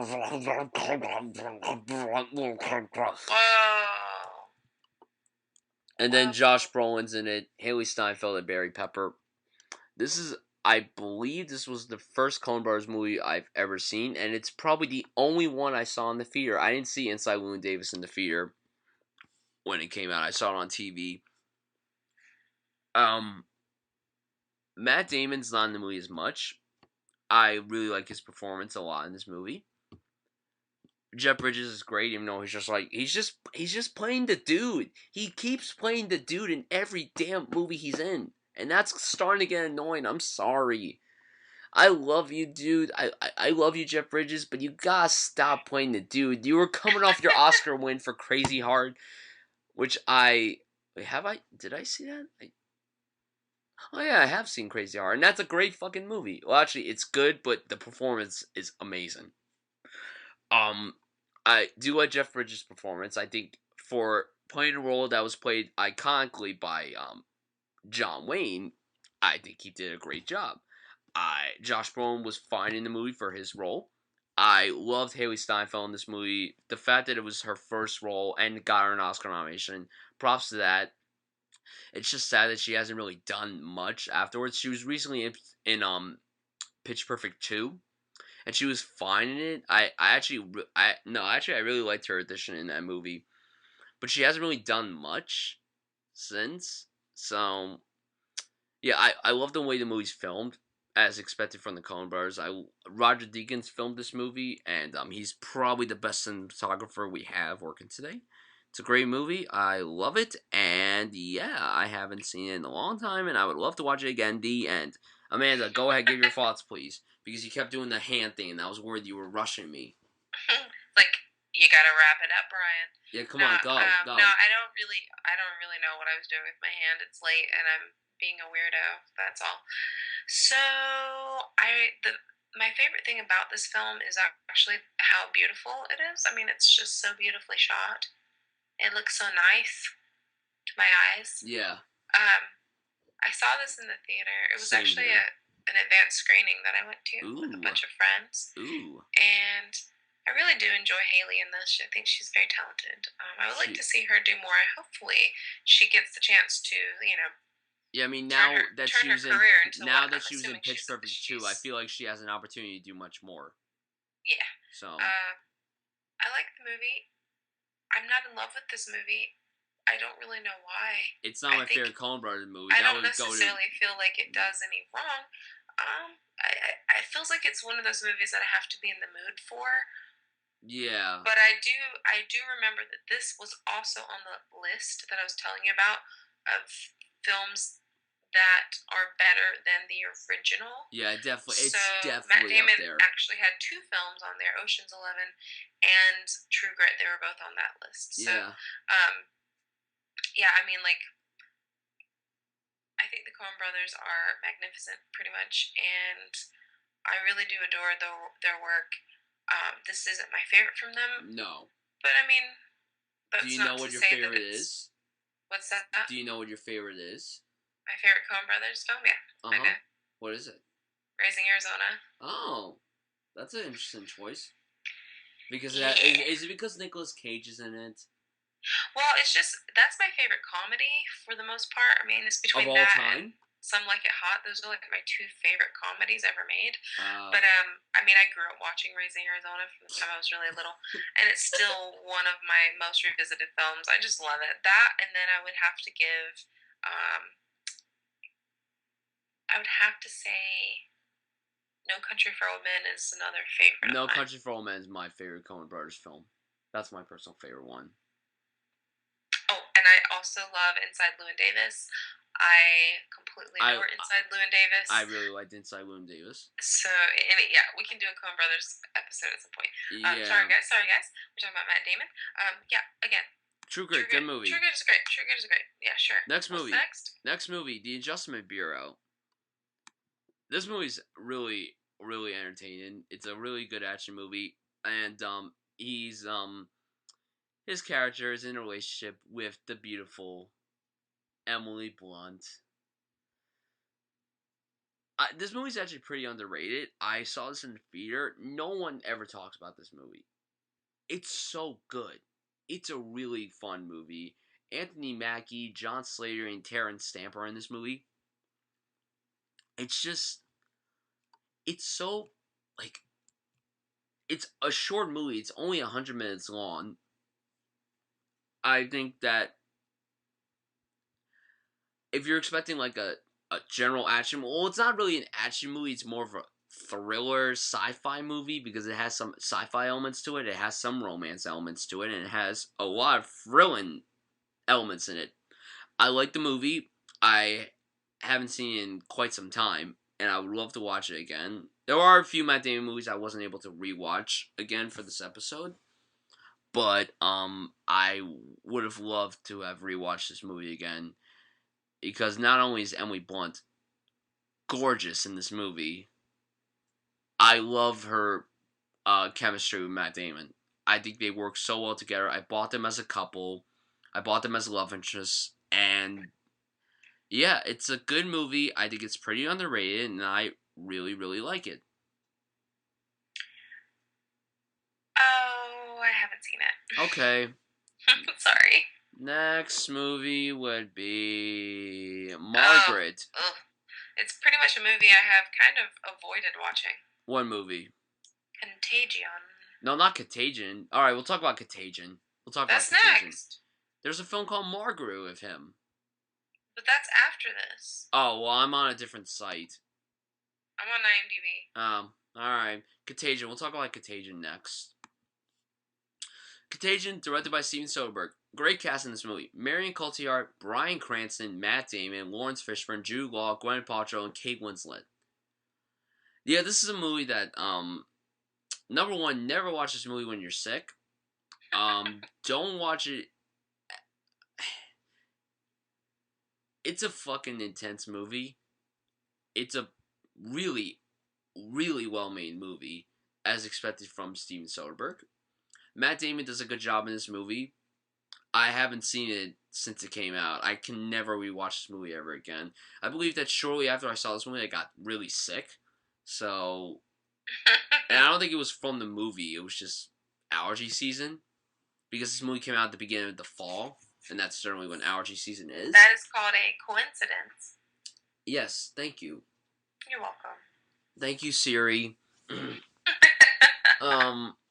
Yeah, but Contagion is a good movie. It's really well made, like I said. The performances are all solid. I even liked Gwyneth Paltrow. For her she plays Matt Damon's wife in this movie, and she's kind of one of the first people to get affected by this disease. What or happened virus. To her? Virus. What happened to her? Yeah, he said this. What are you talking about? What happened to her? Like, I love the way that's cut in the trailer. I love it. Yeah, I've only seen the trailer for this movie because I watched the trailer and completely freaked me out. I'm one of those people. It felt like a horror movie, and really it isn't a horror movie. But there's something about movies that's about a contagious disease or a virus or like just like everyone's getting sick, and I freak out. I'm just like, I can't watch this. I can't do it. I start getting paranoid. Do you remember that movie with Dustin Hoffman where it was the virus movie? Person. What's that? Do you remember the Dustin Hoffman virus movie? I don't know. What's it called? I forgot. That's why I was asking you. Oh. I don't know. Maybe. But, yeah, I mean, like, I love so many people in the cast for this film. I mean, Kate Winslet is one of my... And we talked about this possibly on my favorite working actress, but it's like... Not even she could get me to press play on this movie. I know I sound ridiculous, and there aren't very many movies that I will watch anything. Like, when it comes to, like, horror films and movies that are supposed to be scary or thrilling, like, I'm all about it because it's so much fun for me to watch that kind of stuff. But for some reason, I just have not been in a hurry to see this, and I've kind of avoided it, to be completely honest. Like, I just get really paranoid about even getting sick in general, so if I'm one of those people, like, if I know someone's sick, I don't want to be a jerk and, like, I can't be around you right now. I'll do it, but I'm, like, so crazy about washing my hands and, like, putting sanitizer all over my body. I know, I hate to admit it, but I'm like that too, so yeah, I haven't seen this, but I feel like I'll face my fear one day and finally watch it. Cool. Next movie, Margaret. Okay, here's the deal with Margaret. This film was actually shot in 2005. It was originally supposed to come out in 2007, but then it got pushed back to like struggling to create a final cut and was released in 2011. This film stars Anna Paquin. Shot in 2005. Yeah, it was shot in 2005. It was meant to come out in 2007, but it got pushed back constantly because the director was struggling to create a final cut for the film. Oh. So then it was released in 2011. The film stars Anna Paquin, Mark Ruffalo, Kieran Culkin, and Rosemary DeWitt. I like this movie. I think that is a pretty good movie. It's really long. It's 2.5 hours long. And that was my biggest fault. It was a really long movie. I really could have been cut down. I think Anna Paquin, who I'm not usually a big fan of personally, I don't really care for her.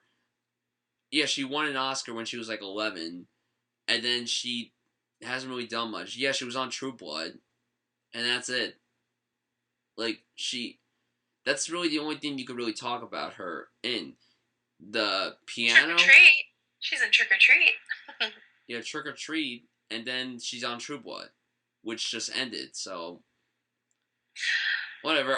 But I like the movie for what it is. I think that Anna Paquin actually did a really good job in this movie. This is the kind of performance I would like to see from her. I feel like the fact that she doesn't do roles like this, or pretty much anything, like, yeah, I get it that she was busy with True Blood, and this was before True Blood was even begun. This was before it even begun.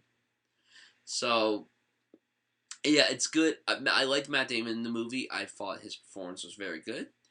And, yeah, it's a Fox Searchlight film, and they're generally great with their films. I mean, the last two Best Picture winners are Fox Searchlight films, so that's saying something.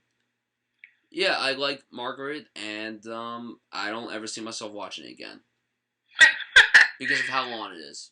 I have not seen this, but my brother Marcus and one of my friends, Max, they loved this movie. They kept telling me, you have to see this. And it was one of those that I hadn't really heard of, and they told me about it. I'm like, oh, well, that sounds interesting. And I've honestly been meaning to see this movie because they just loved it so much. I think they both put it on their top 10 of that year. I guess that was 2011. Mm-hmm. Yeah, they were just super into this, and I really want to see it. I do. I like her. I like Anna Paquin. She could almost be a crew member if she wanted to be. I think she's actually really talented. And did you mention X-Men? Oh yeah, Rogue. She was Rogue. Whoa, that slipped through the cracks somehow, right? And they recently released the Rogue cut for X-Men Days of Future Past. I forgot she was in that. She was supposed to be in Days of Future Past, but they cut her out. Oh. I forgot.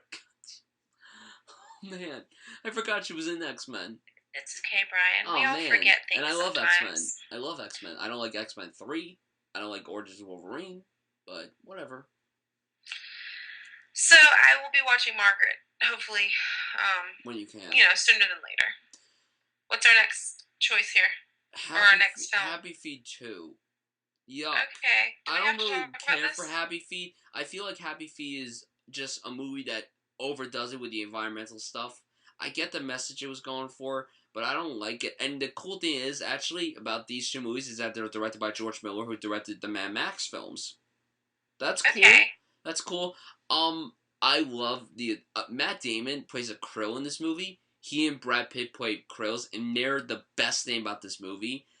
Every scene with them was amazing, hilarious. Brad Pitt was funnier though, but he and Matt Damon, even though they were just doing voice roles, they both did a great job.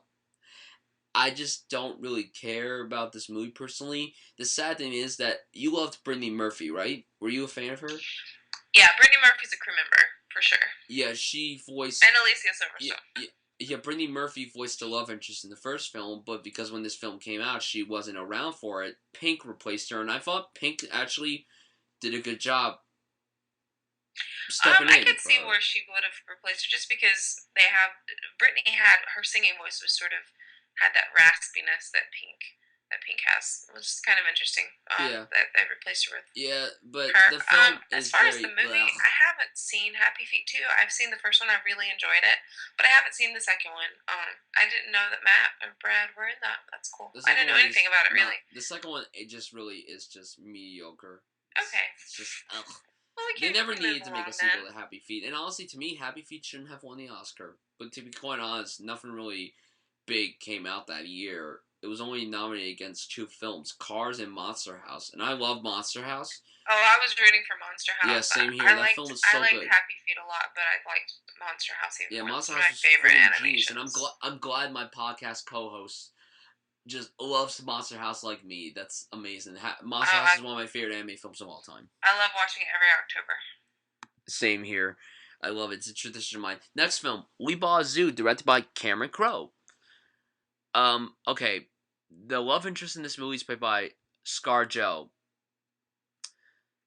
ScarJo, you're beautiful, and Matt Damon, I hate you for basically having ScarJo fall for you.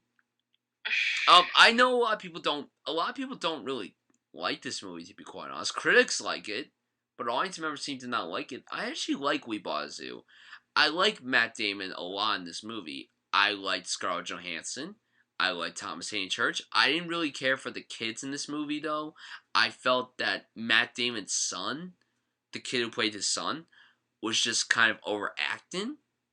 But in the same way, you kind of understand where he's come from, because Matt Damon plays a widow in this movie. So, oh no, wait, what? Did I just say widow? You did. Bachelor, excuse me. Sorry about that. Forgiven.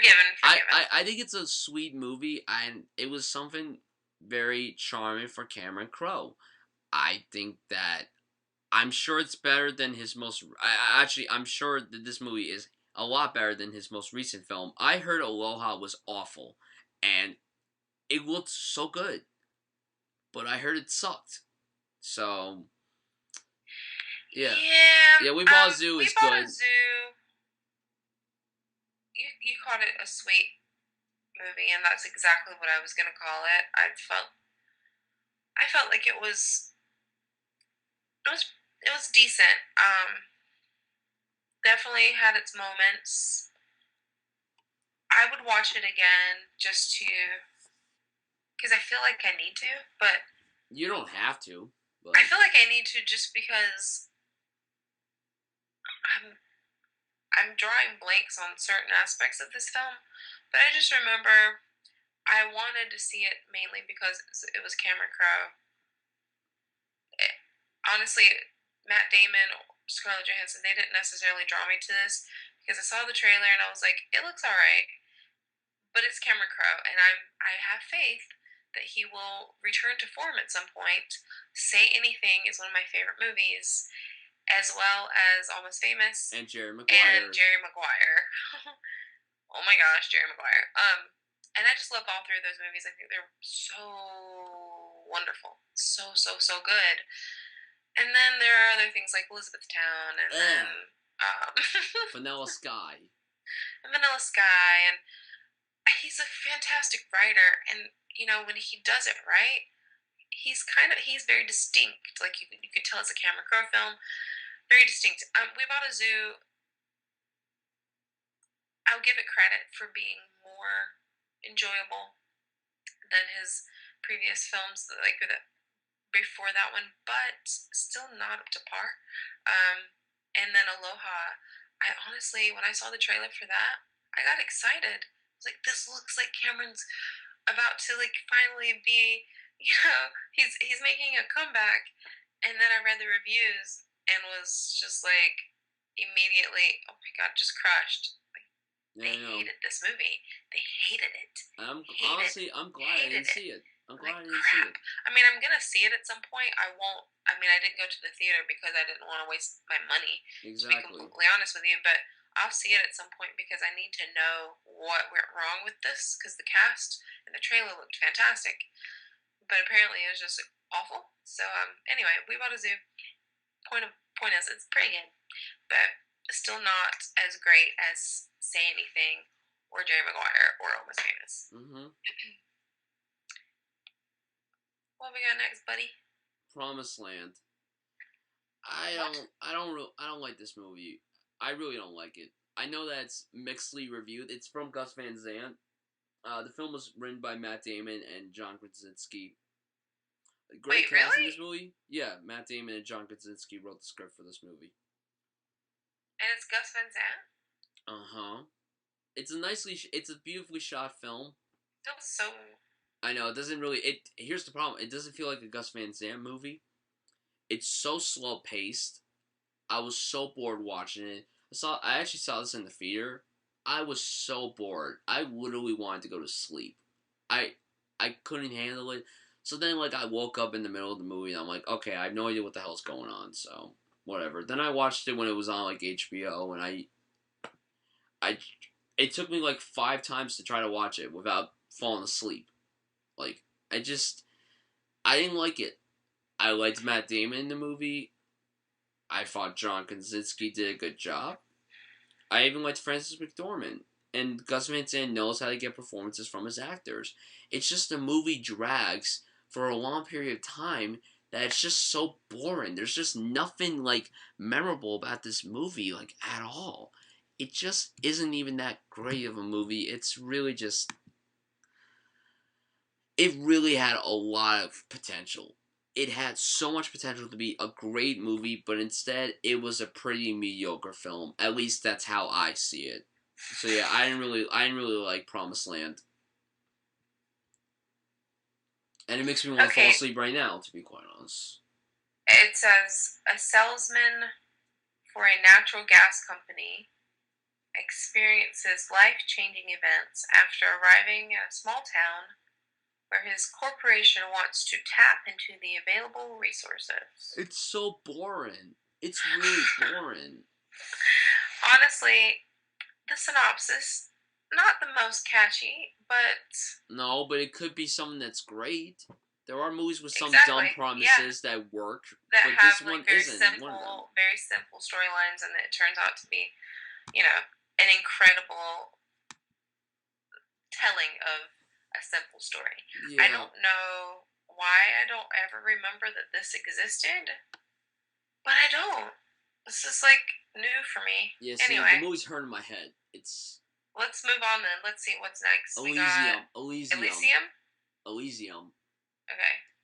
I fucking love Elysium. I know a lot of people were very mixed on this. I fucking love this movie. I think that Matt Damon is amazing in it.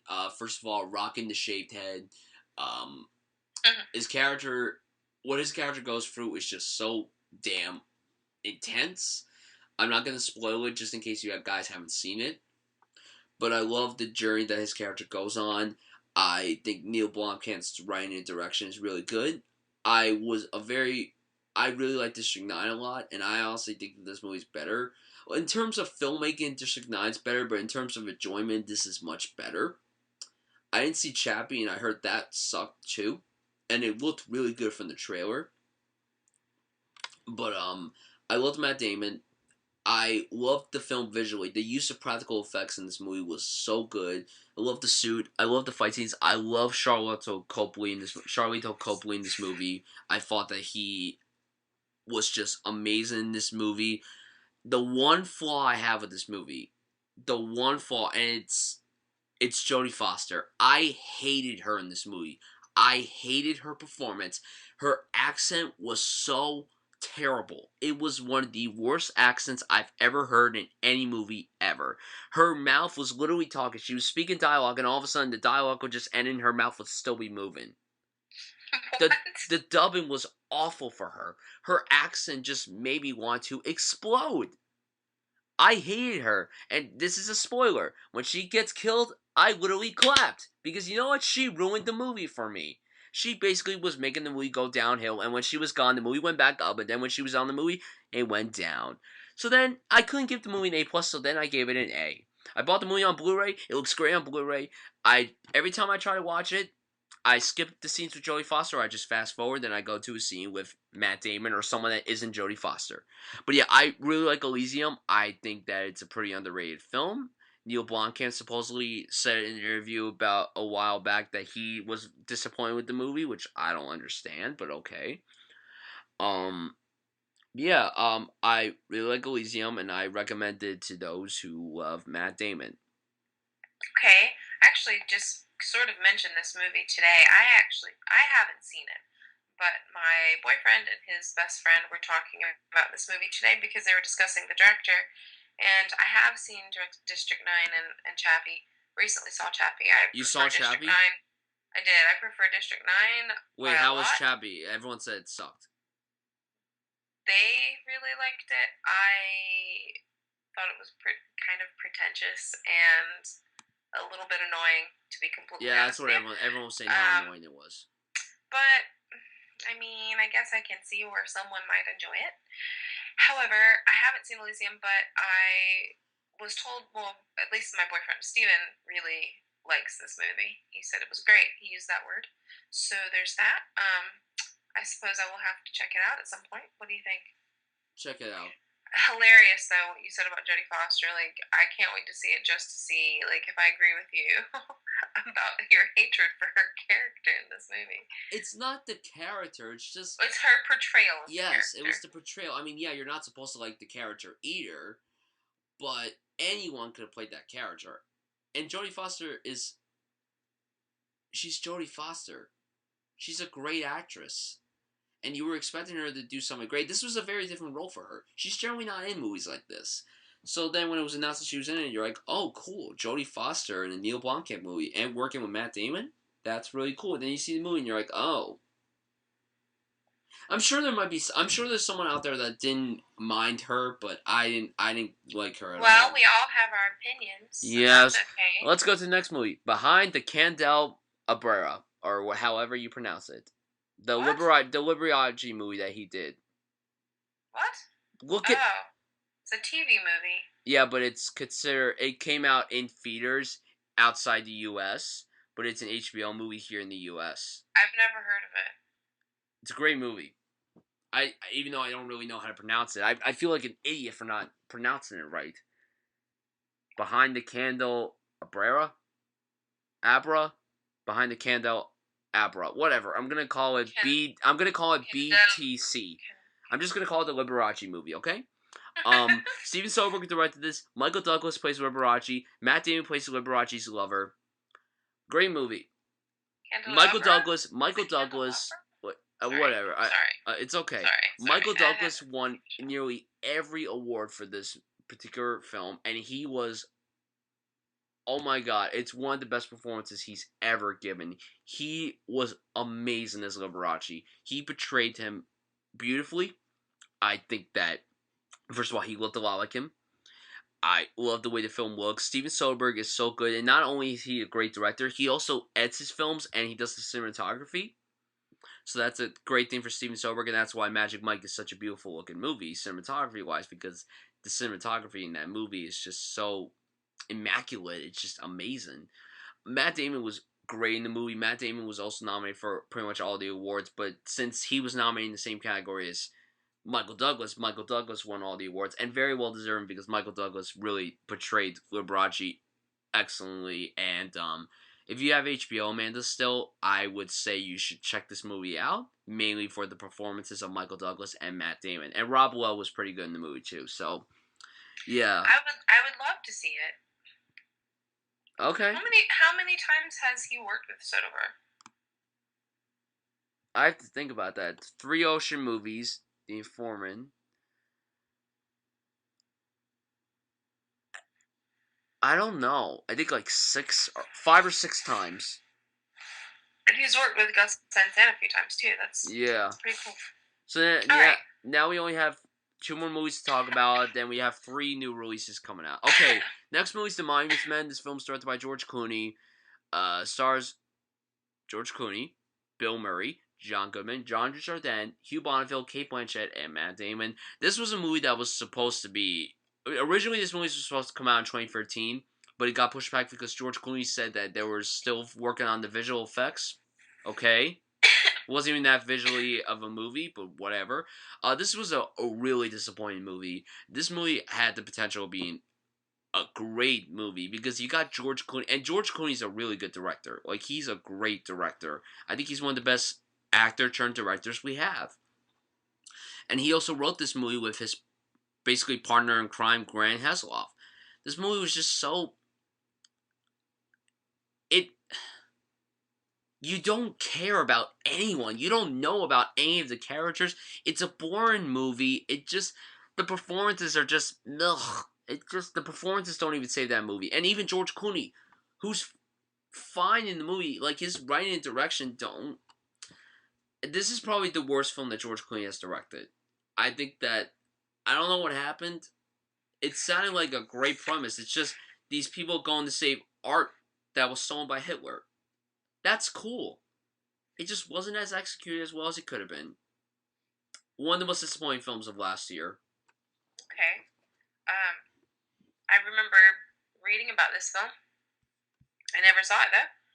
I will keep your review for it in mind, Brian. But you could watch it, and if you have stars, you can watch it for free. I'm not in any hurry, to be completely honest with you. Yeah, I'm not saying you should watch it immediately. I'm just saying if you ever feel like watching it just for the hell of it, you could just find it somewhere for free.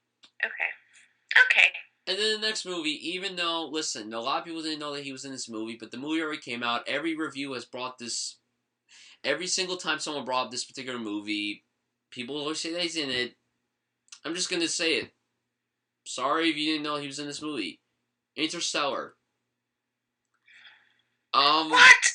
He's in Interstellar? Are you fucking kidding me right now? Oh, I just said the F word. I'm sorry. I don't think I've ever said that on the show before. I don't think you have. I haven't. That's I'm always the only you. one That's your job. cursed. That is your word. But hey, you finally did it. You finally broke out of your shell. You fucking did it? Okay. Okay, let's talk about Interstellar. Okay, this was probably my most anticipated film of last year. I love Christopher Nolan. I love pretty much everything that guy's ever done. I think he's one of the best writer-directors we have working today. Every film he does is generally consistent. He's never made a bad movie. Most of his films are great. My least favorite film of his is probably The Prestige. I like the movie very much. It's a very good movie, but it's not one that I could rewatch over and over again. Now, this movie, like, the trailers for this movie were amazing. Amazing. They didn't spoil anything. It just showed that it was basically a movie where these guys go to space and find land and stuff for these people on Earth. I just gotta say this before I get to my thoughts. The acting was amazing. Visually, the film was gorgeous. I love Hans Zimmer's soundtrack. I just liked the movie. I didn't love it like I wanted to. I saw it opening day, and I was pretty disappointed. I really liked the movie a lot. I just didn't love it like I wanted to. Like, I really wanted to love it. I thought this movie was going to be my top 10 list last year. But here's the thing. If it was my favorite film, then Whiplash would be my favorite. And that kind of makes me a little sad and happy at the same time. But, yeah, it was a slight disappointment. I haven't seen it since it came out. I've been trying to find a way to watch it. My friend owns it on Blu-ray, and I honestly, every time I hang out with him, it's never on my mind to say, hey, could I borrow Interstellar? I love Matthew McConaughey in this movie. I really like Dan Hathaway. I adore Jessica Chastain in this movie. I think that, I don't think we really ever talked about her on the show. But I just want to say this right now. She's one of my biggest. She is now officially the #1 babe in my book. I mean, after seeing all these recent posts, like her going to Comic-Con and like the I am not Jessica Chastain thing, like it just made me start feeling more like amazed towards her. But yeah, I liked Interstellar. I didn't love it like I wanted to, and yeah, but I know Amanda has very fascinating thoughts about this movie. Go ahead, Amanda. Okay.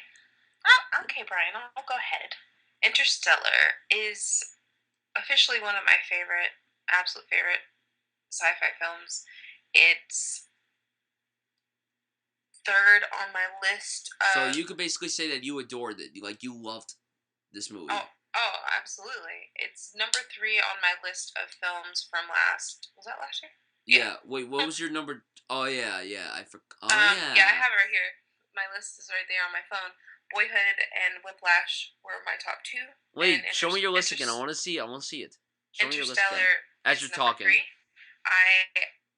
I think that Oh, Interstellar... you have Birdman there. Yay. That's what you were looking for. That's yes, I was looking for the Birdman. Go ahead. Go back to Interstellar. Interstellar is one of the most gorgeous movies I've ever seen on the big Correct. screen. It's visually I was beautiful. in absolute awe.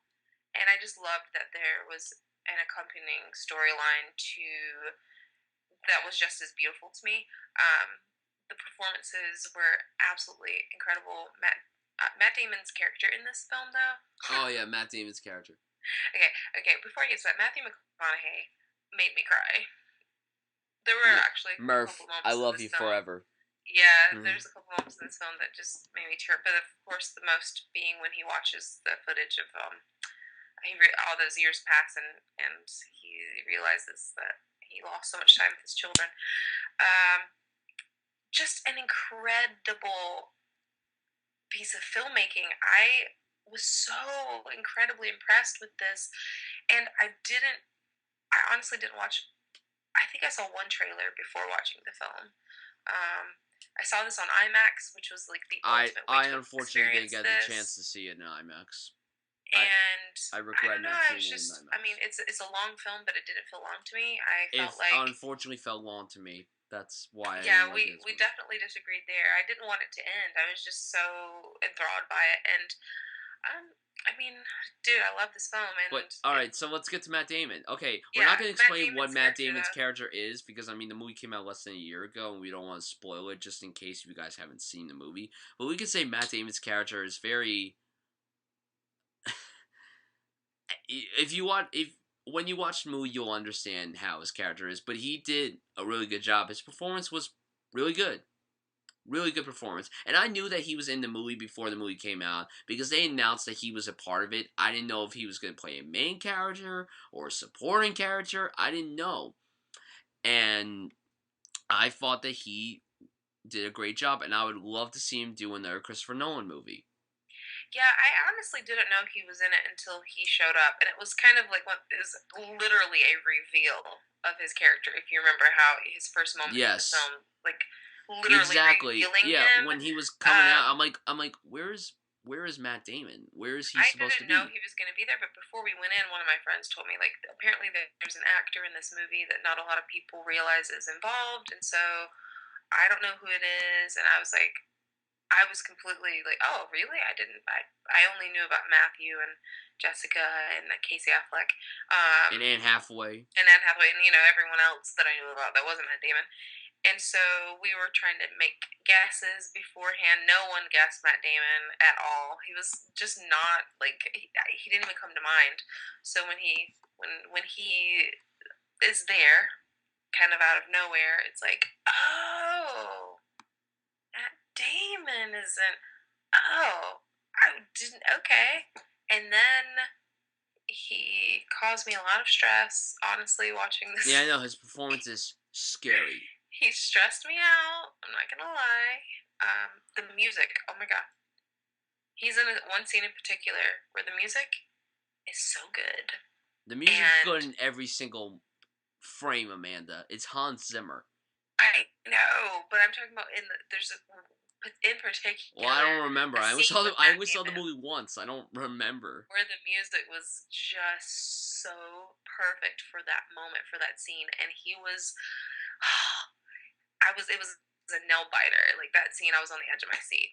Anyway, yes, I love this movie, and I actually mentioned this movie today as well because when we were talking about the director of Chappie and Elysium, we mentioned Interstellar as well, and how that one was, out of the ones we were discussing, the best film, clearly. So, all right. So that is it for his releases, and now we're going to talk about his upcoming films. We'll just talk about the one that is coming out. Then there's like 2 other ones that are just announced, so we're not going to talk about them. Okay, so The Martian is coming out on October 2nd. It's directed by Ridley Scott. Has a great cast in it. You got Matt Damon, Jessica Chastain. Hi, Jessica, I love you. You got Kristen Wiig, Jeff Daniels, Michael Pena, Kay Mara, Sebastian Stan, Sean Bean, Donald Glover, and Chiwetel Ejiofor. That's a perfect cast. And who? Who? Chiwetel Ejiofor. Chiwetel Ejiofor. Solomon from 12 Years a Slave. Oh, God. I know. Yeah, his name is not. Okay. Now the script is written by Drew Goddard, who wrote the screenplay for the Cabin in the Woods, and he also directed that movie, which is pretty cool because to me that's the best horror movie of this decade so far. I actually started reading the book. I haven't finished it. I only read the first 40 pages of the book. It's a weird book. I kind of stopped reading it because I'm worried that, like, if I end up reading the entire thing and then I see the movie, I'm worried I'm going to be comparing the book to the movie. The movie looks really good. This movie looks so good. I love how he kind of might be playing the same version of his character from Interstellar. But I love the lines in this movie from him. I love the way it looks. I love the fact that he's someone that's trapped on Mars. I love all the other cast members. Ridley Scott's always a director. I'm looking forward to seeing what he does. I think sci-fi is always something he nails with Alien and Blade Runner and most recently Prometheus. I think this film's going to be really good. I'm hoping it's good because Ridley Scott's last two movies weren't that great. I hated The Counselor. And Exodus was could have been something better. The Counselor, though, was very disappointing, considering the cast behind that movie is just wonderful. But I'm excited to see all these people in this movie. I mean, Jessica Chastain at one point in this trailer, she has the long hair, and it's just... She's like, we're talking about immunity, and I'm like, okay, I don't care about the line, I just care about looking at you because you're so beautiful. It's just amazing, that amazing red hair of yours. It's just, ugh. But I'm really excited to see this movie, and Matt Damon, he's gonna pull off this role. I guarantee you that he's gonna do amazing in this role, and I'm very much looking forward to this movie. Yeah, I realized, I think last night, that I had actually seen the trailer already before Jurassic World when I went to see that a couple of weeks ago. I didn't even know you saw Jurassic World. I completely forgot to mention that, Brian. You never told me that. I thought the last movie you saw was Inside Out. Well, I saw Jurassic World after I told you that. You didn't tell me you saw Jurassic World. I think Jurassic you told me you were going to see it. I told you I saw Inside Out. I saw Jurassic World after that, is my point. Oh. Anyway, who gives a crap, Brian? Alright, Amanda. Come on, give your thoughts on this movie. Well, I don't know yet. I think that the trailer looked pretty interesting, and I was excited to see Jessica and Matt paired up in a film. I mean, honestly, it's a sci-fi, yes? Yes. Clearly. I mean, and it's really Scott. If the title doesn't give it away. And she obviously did one recently with him. We were just talking about it. Yeah, but they weren't in it. But they weren't necessarily on screen together, and I am excited to see what their chemistry is like. Yeah, but the whole cast is great. I mean, the whole cast is great, but I'm letting you know what I'm most interested in at this point. And you got another beautiful girl in it, Kate Mara. She's gorgeous. Kate Mara is very talented. Her and her sister. Kate Mara, yeah, she's kind of. She's making a name for herself. Now she's gonna meet Fantastic Four, which comes out in 2 weeks. Yes, she is, with our boy from Whiplash. Miles. Wait, Michael B. Jordan's awesome. He's awesome. He's gonna be playing. He's gonna be playing Apollo Creed's son. He's playing Apollo Creed's son. Right there, that gets me excited because if Amanda doesn't know, I adore Rocky. Okay, so that is it for this episode of the Film Sub Podcast. I am so curious to know what our next episode is. I really hope this is something cool. You have decided, right? Our next episode is, right? You have decided, right? Okay. Yeah. Okay, here we go. Alright. Man. If only Andrew Neiman was here right now playing the drum roll for me. So. Who? Andrew Neiman, Miles Teller's character in Whiplash. Sorry. I look at him and I just see the name Miles. But you remember all the characters' names in Boyhood, Amanda. Yes, but, I mean, come on, Mason. Come on. Alright, so, I've thought about this, and thought about it quite a lot. And I wanted our next episode to definitely be on a female. Okay. Since we've been doing a pretty decent job at going back and forth, but I think we have done more males on this show than females, so it's time to bring another lady back in. The last episode we did Natalie Portman, who is one of my favorite actresses, and I wanted to try and follow up her episode with someone great. Wait, hold on. Let me ask you this: is this person an Oscar winner? She's been nominated, and I can't remember if she has one or not. I'll just go ahead and spit it out. Her name is Julianne Moore.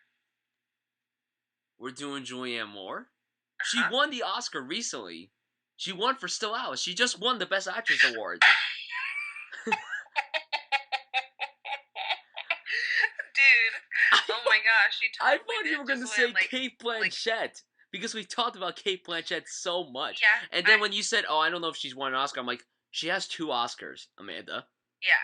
So obviously Cate Blanchett. Yeah, I mean, I understand if you forgot Julianne Moore won because she just won this past year. Yeah, that was very strange to me. It's honestly, I haven't seen Still Alice, and that's probably the issue with forgetting.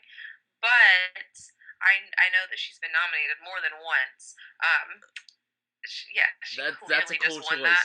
All right, that's why I'm letting you decide for the next 5 episodes what we're gonna do. This is actually pretty cool. I like this very much. You like the element of surprise? Yes. Yay! And when I'll be able to pick again, I'll probably do the same thing to you. I'll probably surprise you. I like surprises, so I like these ideas. Let's keep it. Okay, so that is it, guys, for this episode of the Films Of podcast. Tell us down below your favorite Matt Damon films. Tell us what you think is the best thing about him. Please subscribe to my channel, like this vid, share it anywhere. Check me out on Top 5 Saturdays Live, where I do it with Chase Lee. Check me out on my other podcast, Nerdy Scores, a film podcast. Check out my movie reviews. Check out all that other stuff. And, yeah, thank you guys so much for watching this episode. And we'll see you guys in 2 weeks when we talk about the films of Julianne Moore. Adios, guys. Love you. Bye.